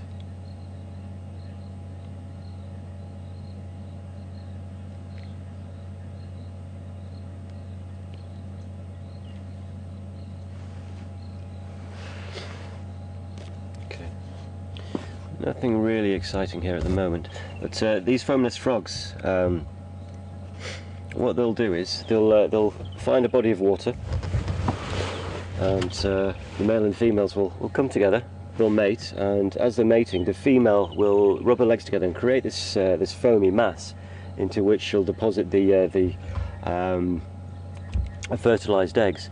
And generally, as a rule, what they'll do is they'll create these foam nests over a body of water. Doesn't look like there's much water there at the moment, unfortunately for them. There might be a slight puddle, but hopefully for the young developing tadpoles in there, there will be some water available for when they do start to hatch, and then they'll be able to drop through this foam, which acts as a bit of a protective casing for them, stops them from dehydrating in the sun, in the hot sun, and eventually they'll come through the foam, drop into the water, and start to develop from there. But it's not much here at the moment, so we'll move on.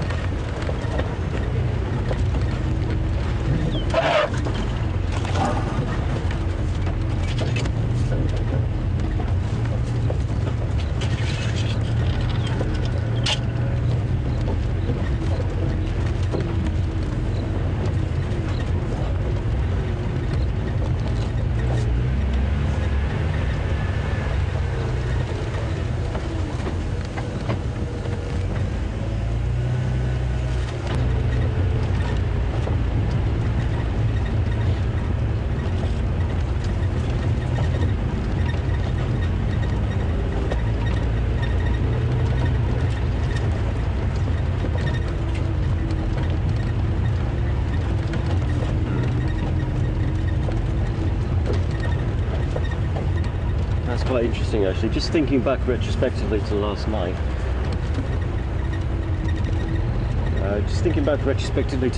This is kind of roughly around the area where we left the lions last night, and they're quite close to that hyena den.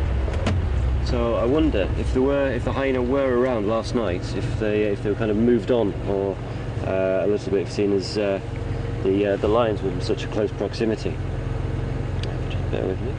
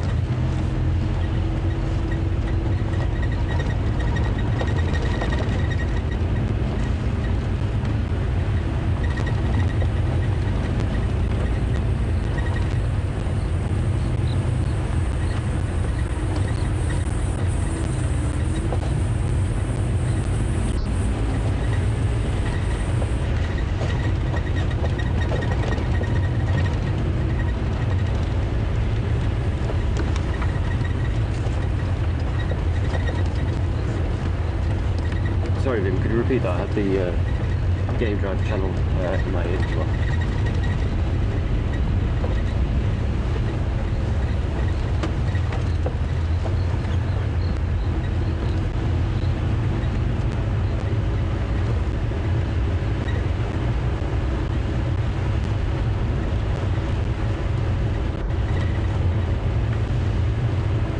Had a question from Shelley on Twitter asking how long the hyena young will stay with their mother before they kind of go out on their own or are ousted from the clan.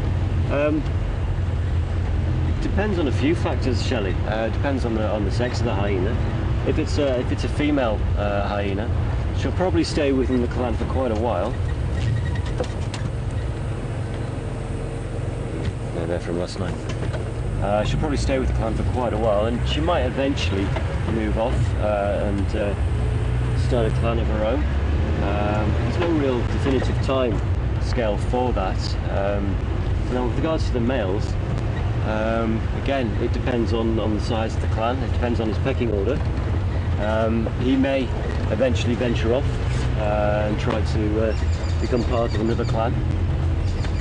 But I don't think there's any particular timescale where they will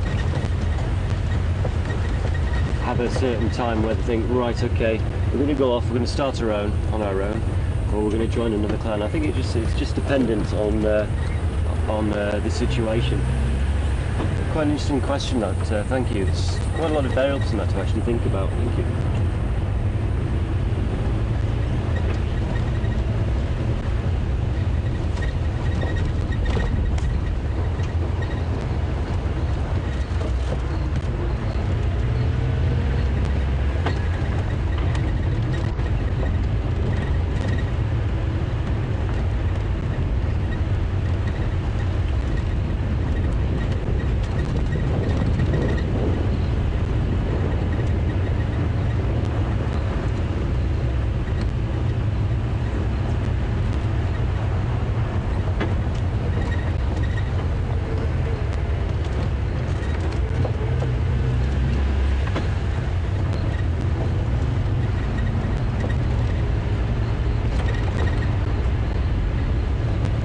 Seems pretty quiet even on quarantine at the moment. You usually get quite a lot of plains game frolicking around. It is quite open, so it's a good place for them to relax a little. It does seem fairly quiet here at the moment, but then again, could come around the corner and bump into something.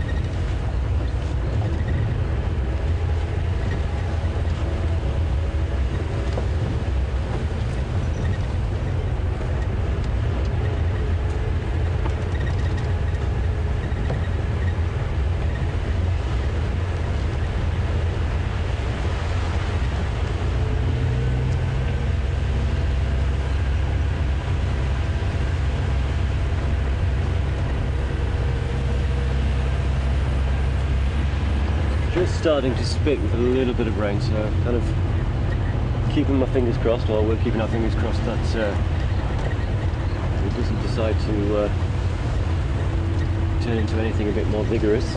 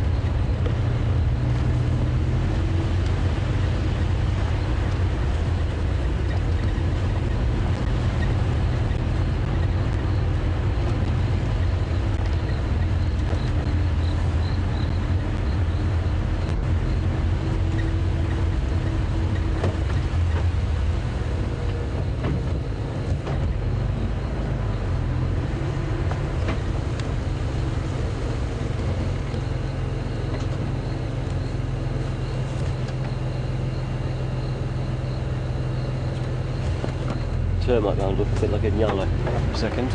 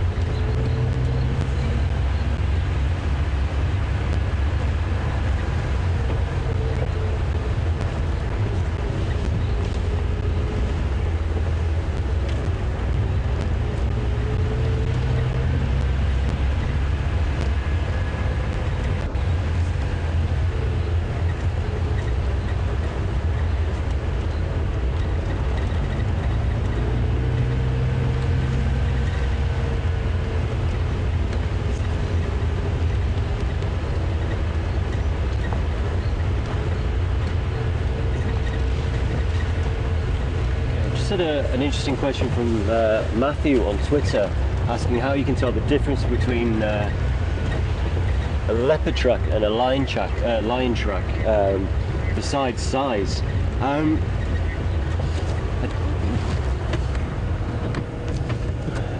Sorry, tracks.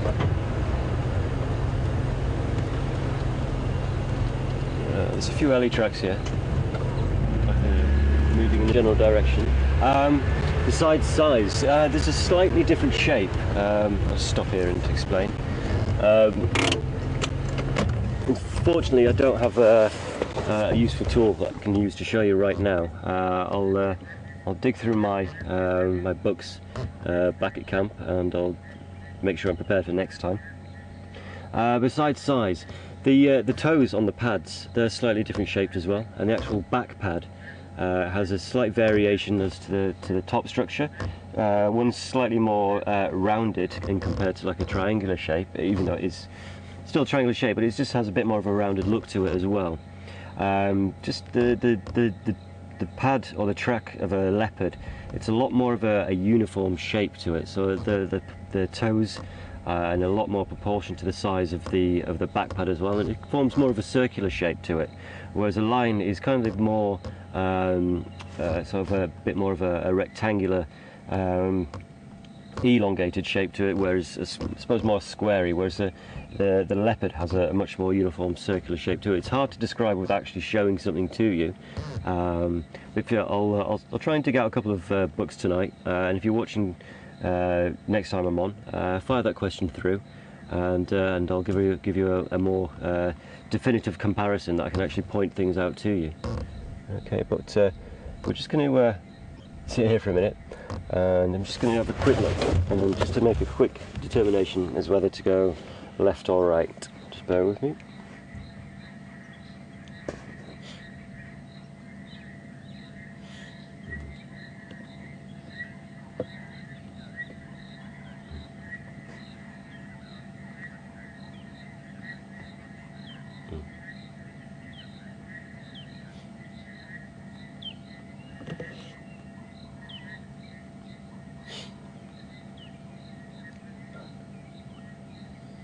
Okay, there's a few comments coming through about bit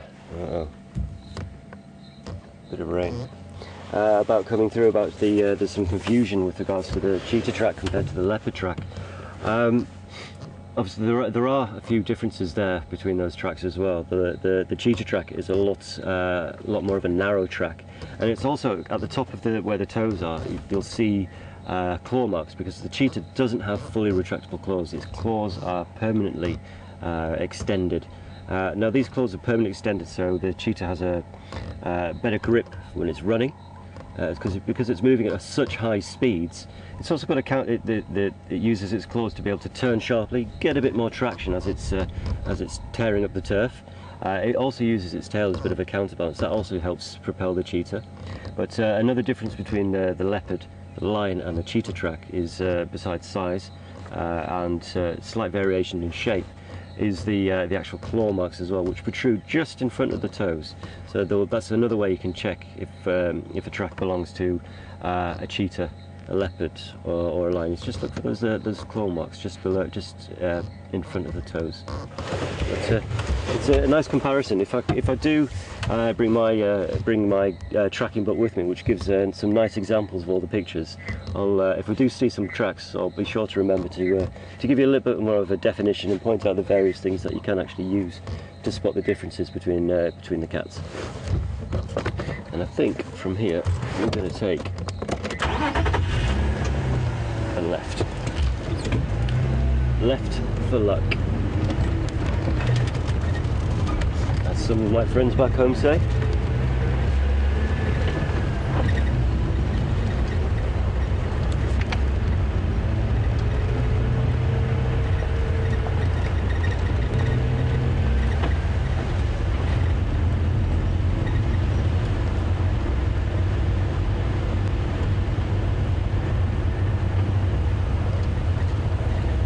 Just had an interesting question from Larry on Twitter asking if Nyala and Kudu are related because of the stripe markings that they have on their sides and on their back. They are related, yes, but it's not just because of those stripes. They're all part of the Traglyphini tribe, which basically is a type of antelope which has spiraled horns. And they've got a spiraled horn construction to them. They're all part of the ungulate family as well, which basically means that they're walking, or they're hooved, and they're kind of walking on their tiptoes. And the way have developed over time is their structure. So let's do a bit of a visual demonstration. The way an ungulate foot works, it's rather than being let's find a good place. Use this arm instead. Rather being like that, which is kind of plantigrade, which is our foot. Then you've got digigrade, which is kind of like that, so it's not quite fully flat. It's kind of almost on sort of the balls of the feet. That's sort of where your cats and your dogs, that's where they sort of have their foot structure. But ungulates, they will kind of walk on their tiptoes like this. Now, it's come to sort of, well, it's a bit more straight, but my wrist won't bend that much. Maybe if I stand up a bit. There we go. Ungulates kind of walk like that, so they're on their tiptoes, and that's another way to tell that they're all related. Now the foot structure is gone to it's evolved to such a degree that the ankle bones and everything like that is kind of extended, so it kind of looks as though it's part of the actual leg. Still walking on their tiptoes. That's another way that you can tell that Nyala and kudu are related. So they're all part of the Tragliaffini tribe, which is part of the greater kind of antelope family. But quite an interesting question, that, and really well done for noticing that they have fairly similar markings. But those markings are pretty much used for camouflage purposes. So as they move through the thick bushes and the thick trees, those stripes help to break up the silhouette of the animal, which does help when they've got things stalking them. It just kind of helps break up the outline of the area. So, interesting question, that. Thank you.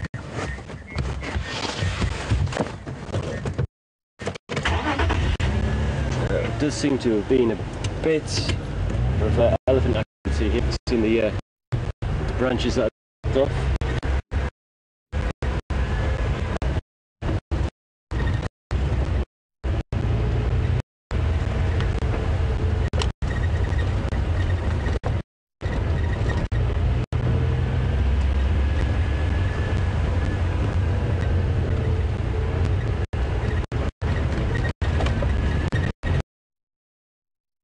Area, guys, so we'll put foot so we can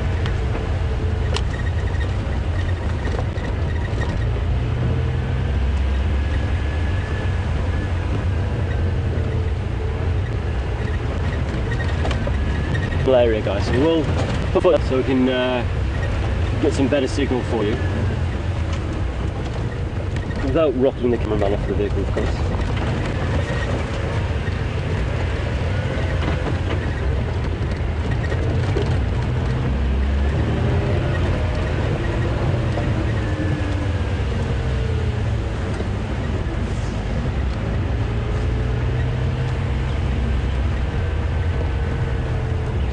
Whenever I come to like a triangular junction such as this, if I'm wanting to go to the right, I'll always just take a quick peek onto the opposite direction, just to have a quick look and just see if there is anything that I might be missing if I decide to go the other way. So it's not really being indecisive, but it's just checking to see if there's anything else that could be around the corner.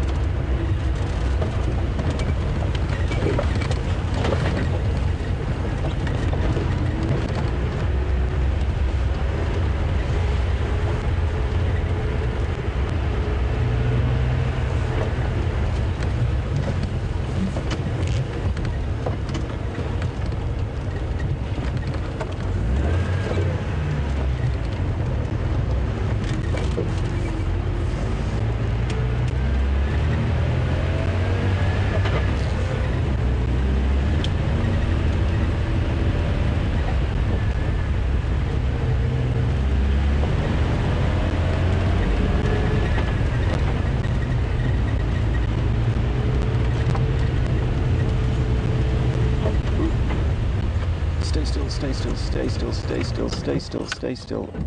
Okay, everybody just hold your breath while Jason pans. Let's run. Shame. We had a grey diker stood posing for us for a second. He's just kind of scooted behind those shrubs. Might be able to give you a round. Might be a bit of a tricky one, but might just get the angle just in between these trees. And if we all keep quiet, hold our breaths, he might stay still for us and pose.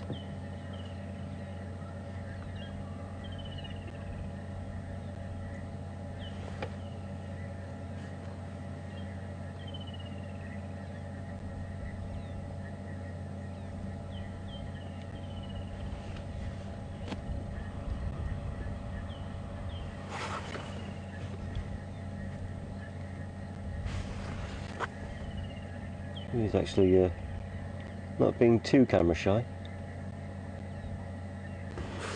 Nice little grey diker there. Nice male grey duiker. Usually these guys are quite timid, and if they see you coming, they'll often dive through the bush. Duiker is loosely translated from Afrikaans as diver. Oh, and there's something else just in the background. Just bear with me.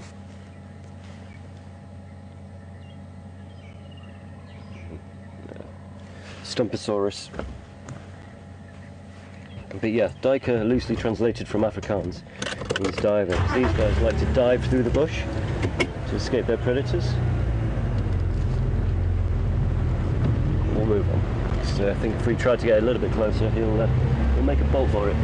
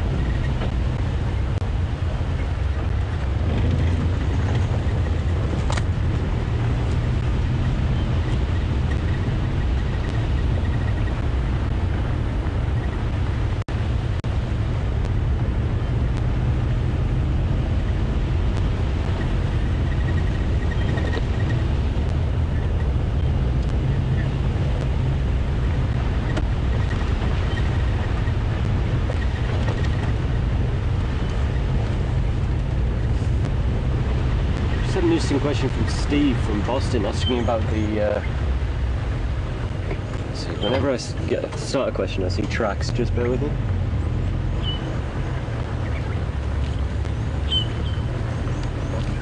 Okay. Asking about the controlled burnings that go on properties and preserves. It's determined by a number of factors, Steve. The vegetation, the time of year. I mean, right now it would be pretty pointless doing a controlled burn because everything is so wet. You just literally couldn't get a fire started. The best times when burns usually take place is just before the rainy season. So it's coming towards the end of the winter season, the end of the dry season, when everything is still, they may well have just started to have a few rains. What they'll do is they'll kind of have a plan mapped out, and it's not only just selecting an area that they're going to burn. They need to compensate for various things such as wind direction, temperature, and also humidity. So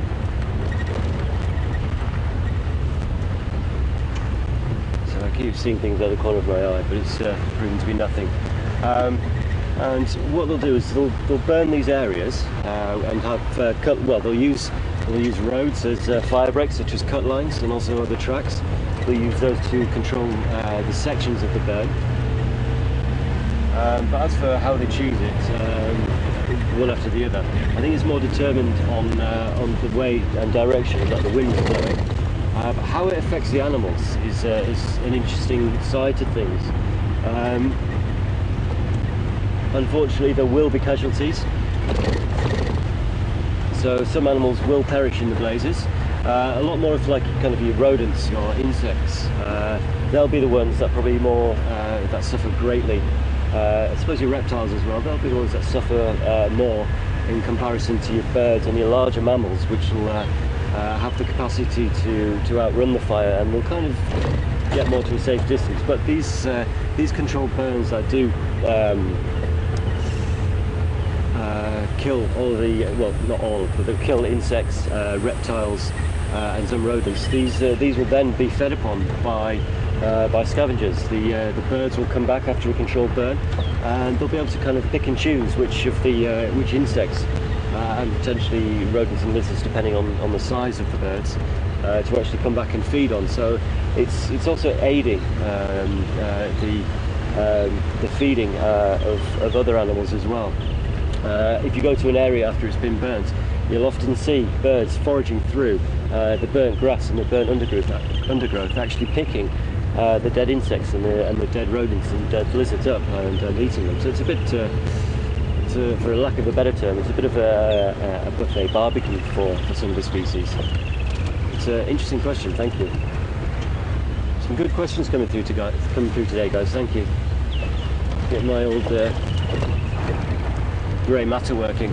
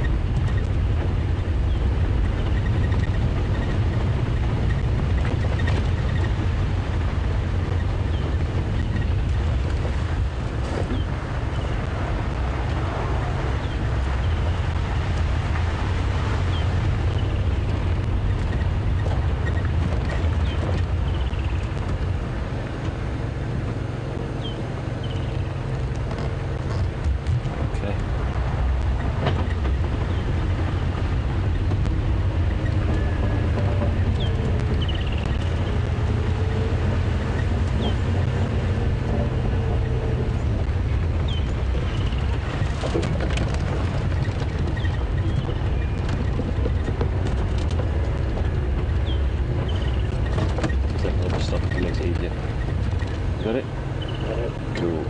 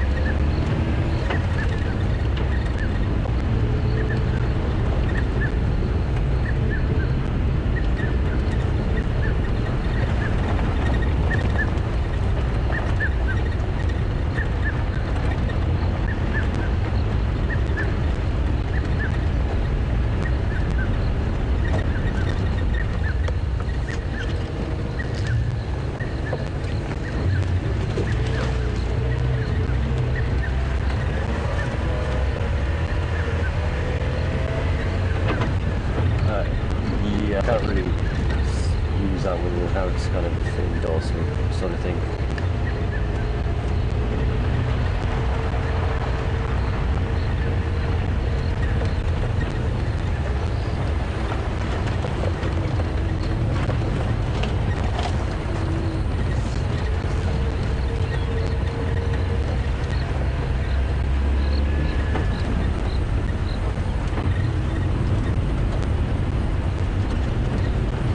Definitely getting a bit chilly.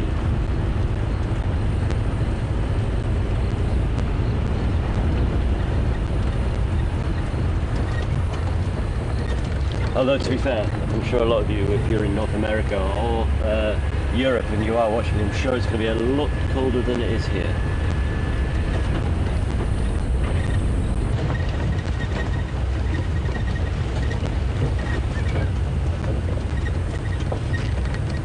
This is pretty dry at the moment, but give it a bit longer and this will be quite a fast flowing little tributary. Okay, interesting. This looks fresh. It smells pretty fresh too.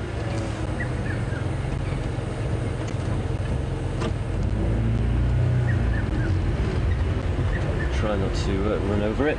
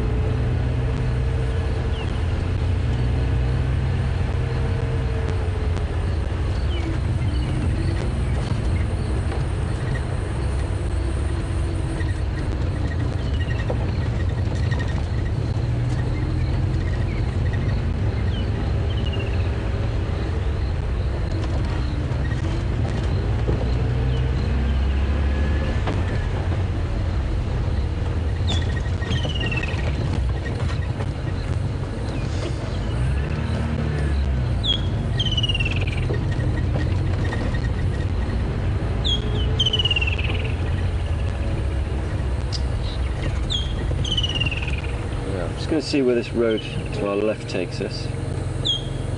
Potentially take it.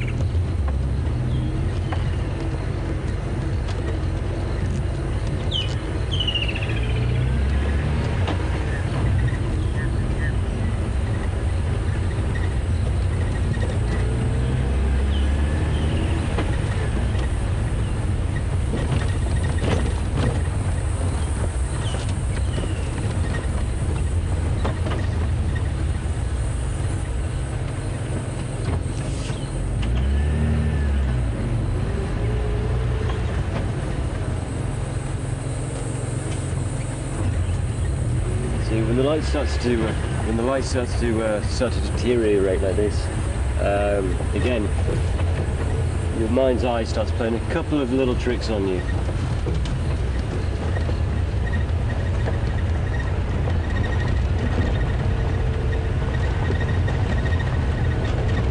But it's always worth stopping just to make sure that what you thought you saw wasn't there or not.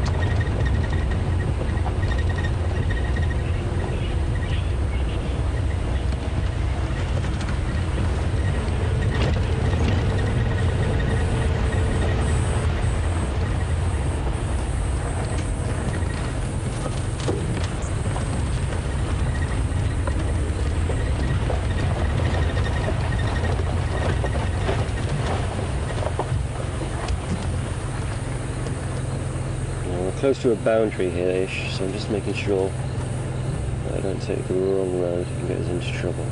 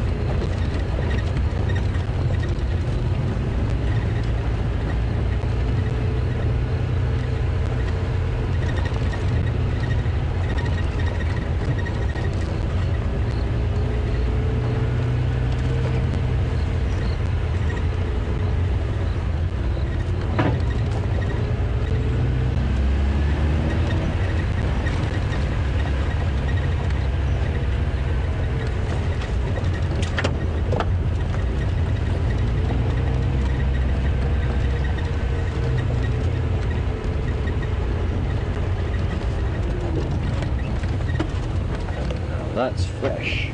I'm not sure if you'll be able to get that, Jason. Put the light on it, you might be able to see it. Actually, I'll pull forward.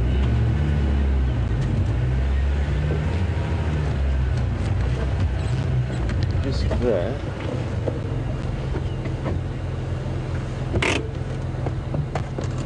That light will be too strong. And those are hippo tracks. Looking pretty fresh.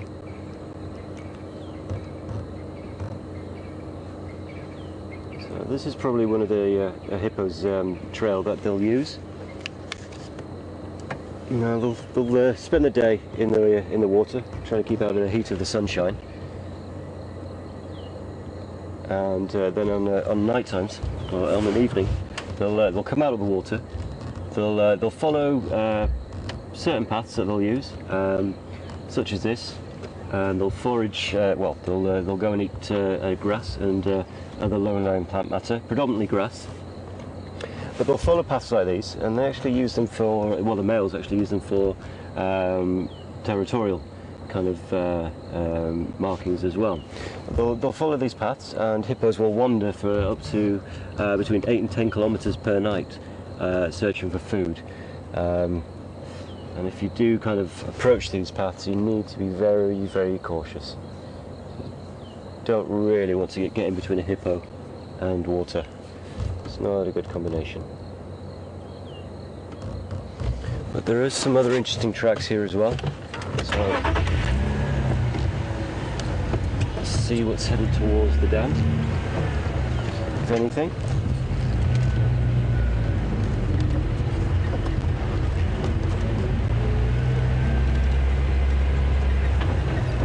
You can tell it was a hippo track, probably not from that angle too well, but again, I'll remind myself next time I'm on drive to bring a book with some examples of the tracks, different animal tracks. And you could tell it was a hippo because it had it had a big kind of bulbous back kind of area with 4 big toes protruding from the front, and that's how you can tell it's a hippo.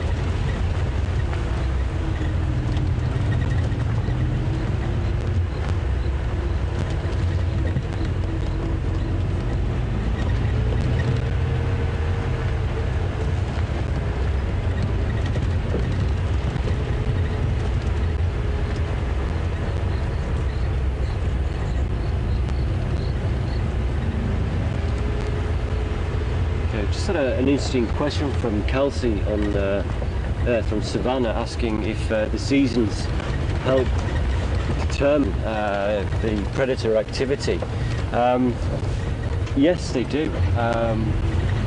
Obviously, during seasons such as this, where it's just the beginning of summer. Let's get it which road to go up. Let's go up this one.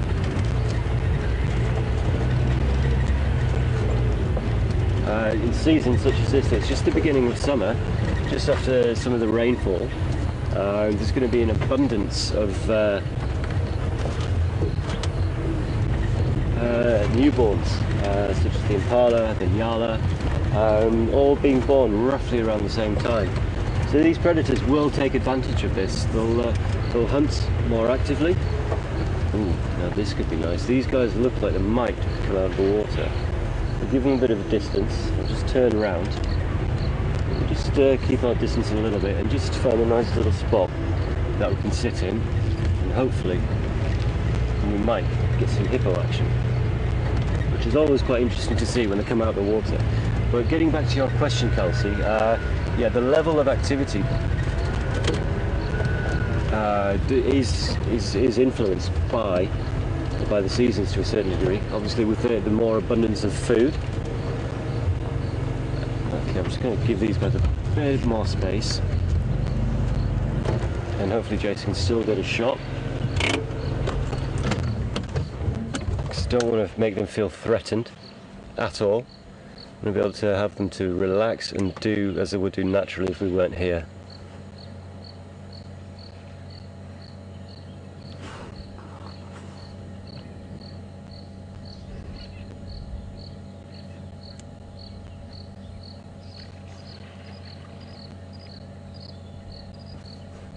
Okay, but as I was saying, sorry, I keep getting distracted. I've got the game drive channel in my ear. As I was saying, Kelsey, sorry. Obviously, with more abundance of food available to the predators, they will be more active and they'll be more opportunistic. In the winter, in the drier seasons, they will have to work a lot harder for their meals. They'll probably have to travel further, but they'll also kind of know where to concentrate their efforts as well. If water is in a short supply, they'll know to kind of hang around the kind of the dam areas or the pan areas such as this, which obviously won't be as full as it is now. But a lot of the animals will, or the water-dependent animals, will actually come down to waterholes on a frequent basis to kind of drink, and that'll be kind of quite hazardous to the prey animals, but they will come down and the predators will take advantage of the fact that these animals will need water. But during the wetter months, when there's more water available and more food available for the predators, as well as the prey animals such as the impala and nyala, the tactics will kind of change slightly. So the behaviour is, or the hunting behaviour and the hunting that takes place is influenced greatly by the season. But a very good question. Thank you for that, Kelsey. Now, I'm going to have to lower my voice a little bit. I mean, hippos do have very, very good hearing because they can hear a lot of sounds underwater. But these guys are kind of just contemplating coming out of the water now. They're just making sure that it's okay to come out of the water and start feeding. Hopefully, I'm not in a position that's going to be able to kind of inhibit this natural behaviour. It will be quite nice if we can get these guys to come out of the water. Oof. That was quite impressive. That's just a small young one. Now let's see if they come out.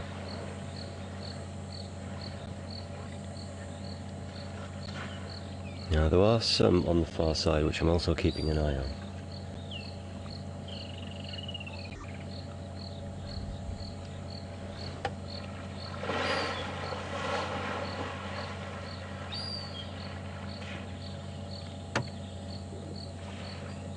Hopefully some of these guys will come out. Now this will be quite nice if some of these guys come out. There is a portion of the pod which is just kind of tucked away. So what I'm actually thinking of doing is I might move onto the dam wall if I can, which might give these guys a bit more space to actually come out. So if you just bear with me, I'm just going to pull out, because hopefully it'll give these guys a bit more reassurance and a bit more of a temptation to actually come out of the water, and we might get a better view of them actually coming out of the water. But it does look as though they are getting ready to come out and do some feeding, as these guys do. They are nocturnal feeders.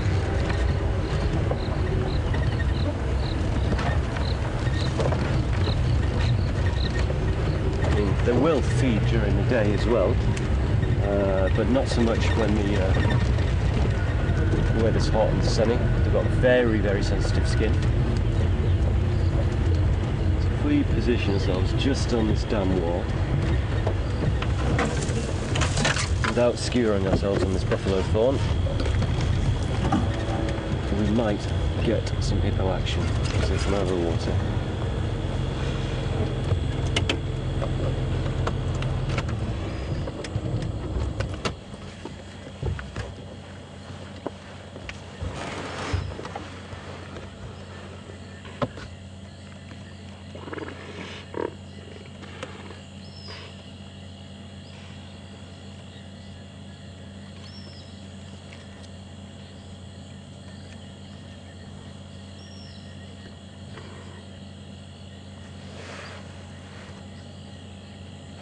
It does look like they are starting to make a move.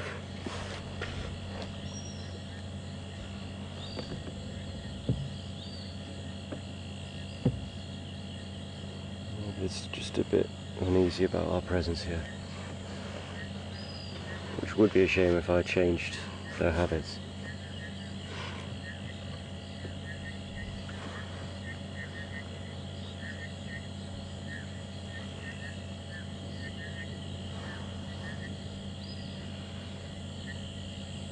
good mixture of size differences in here. Some large bulls, a few cows, and a couple of smaller ones as well. I don't think there's any babies in here per se, but there's a few smaller ones.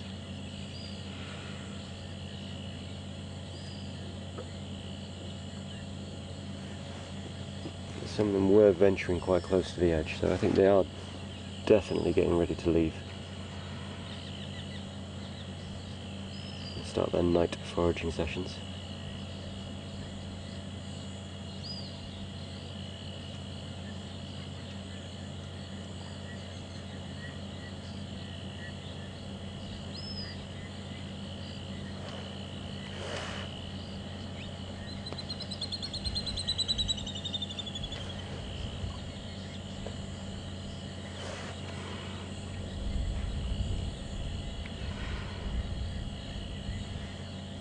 I think a lot of these hippos, there's a kind of a gentle drainage line which runs just underneath one of the large trees, just to on the right hand side of this dam. It looks as though that's probably one of the main routes that these guys use to come in and out of this pan. It's quite well worn.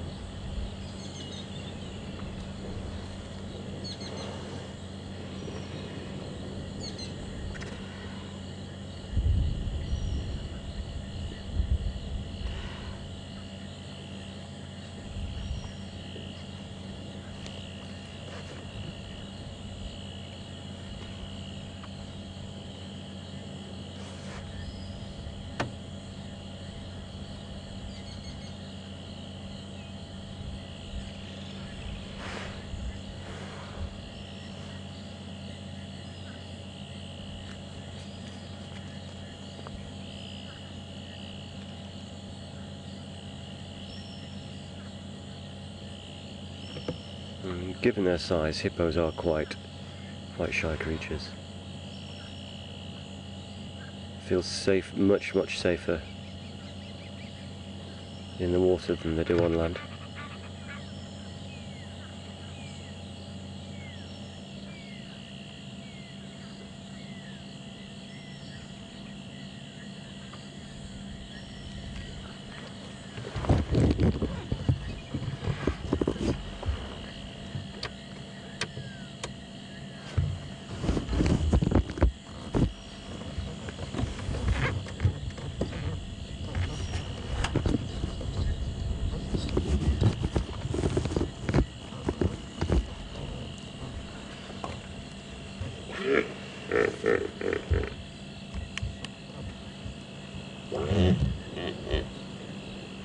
I don't want to shine the light too directly on them, because they are probably got fairly sensitive eyes, so I'm just going to try and use the edge of the torch light to kind of illuminate them but slightly for you.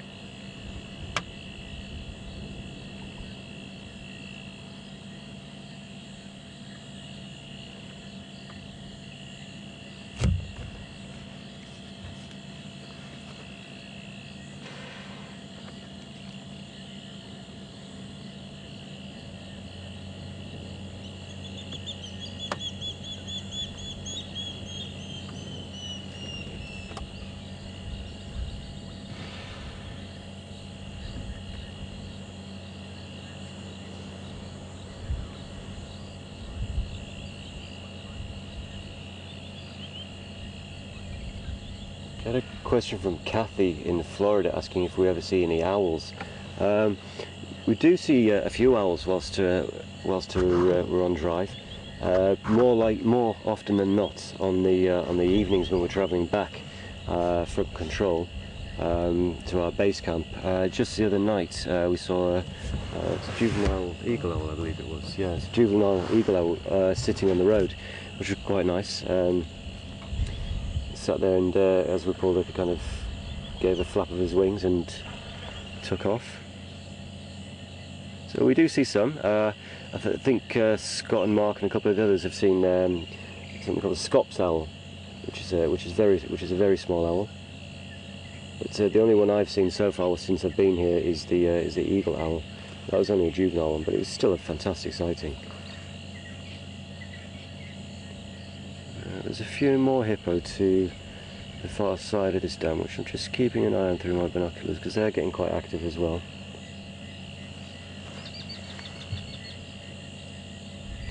And try not to shine this too much in their eyes.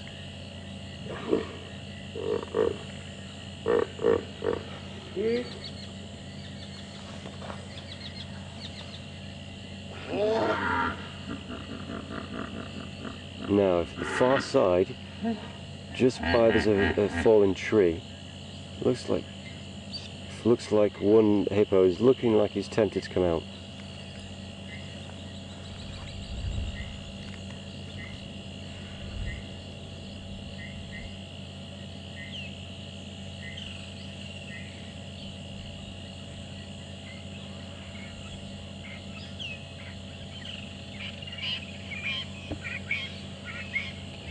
Just had a question from Dora on email. Hi Dora, hope you're enjoying the drive. Thank you for your question. Just asking if hippos and crocodiles can coexist in bodies of water such as this.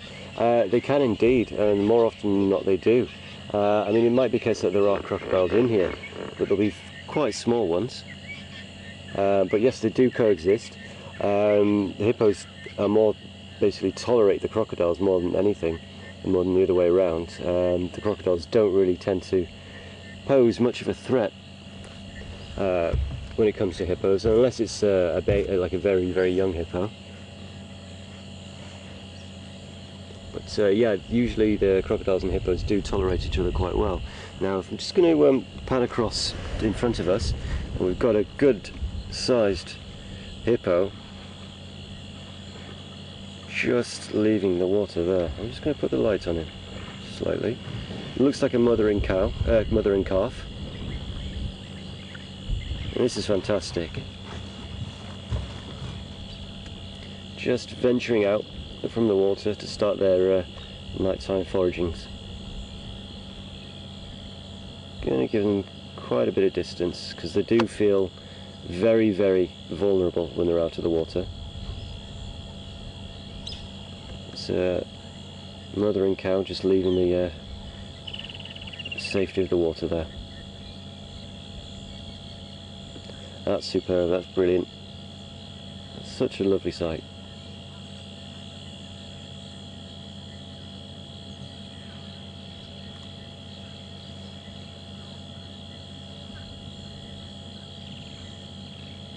Okay, they're just going to amble off into the bush and start munching on grass. Now, one of the signs that you can tell that if a hippo's been feeding in an area, the grass is cropped very, very low to the ground. It almost looks as though it's been used, a lawnmower's been at it. Well, that was fantastic. We've got about 1 minute to go, guys. So I'm just going to say thank you. Thank you for joining us. I hope you have enjoyed the drive. It wasn't quite as exciting and adrenaline rushed as last night's drive, but we have seen a few nice things. Got some good sightings of jackals, ellie, a few antelopes and impala, and got some nice hippo action. So it's pleasant just to see them coming out of the water rather than just lazing around. So it's good to see that they do other things besides just bounce around at the bottom of a pan. So on that note, I'm just going to leave you with a nice shot of the pan as we start to close out, and say goodnight from myself and Jason and VM in control, and we hope to see you tomorrow morning for another Safari Live.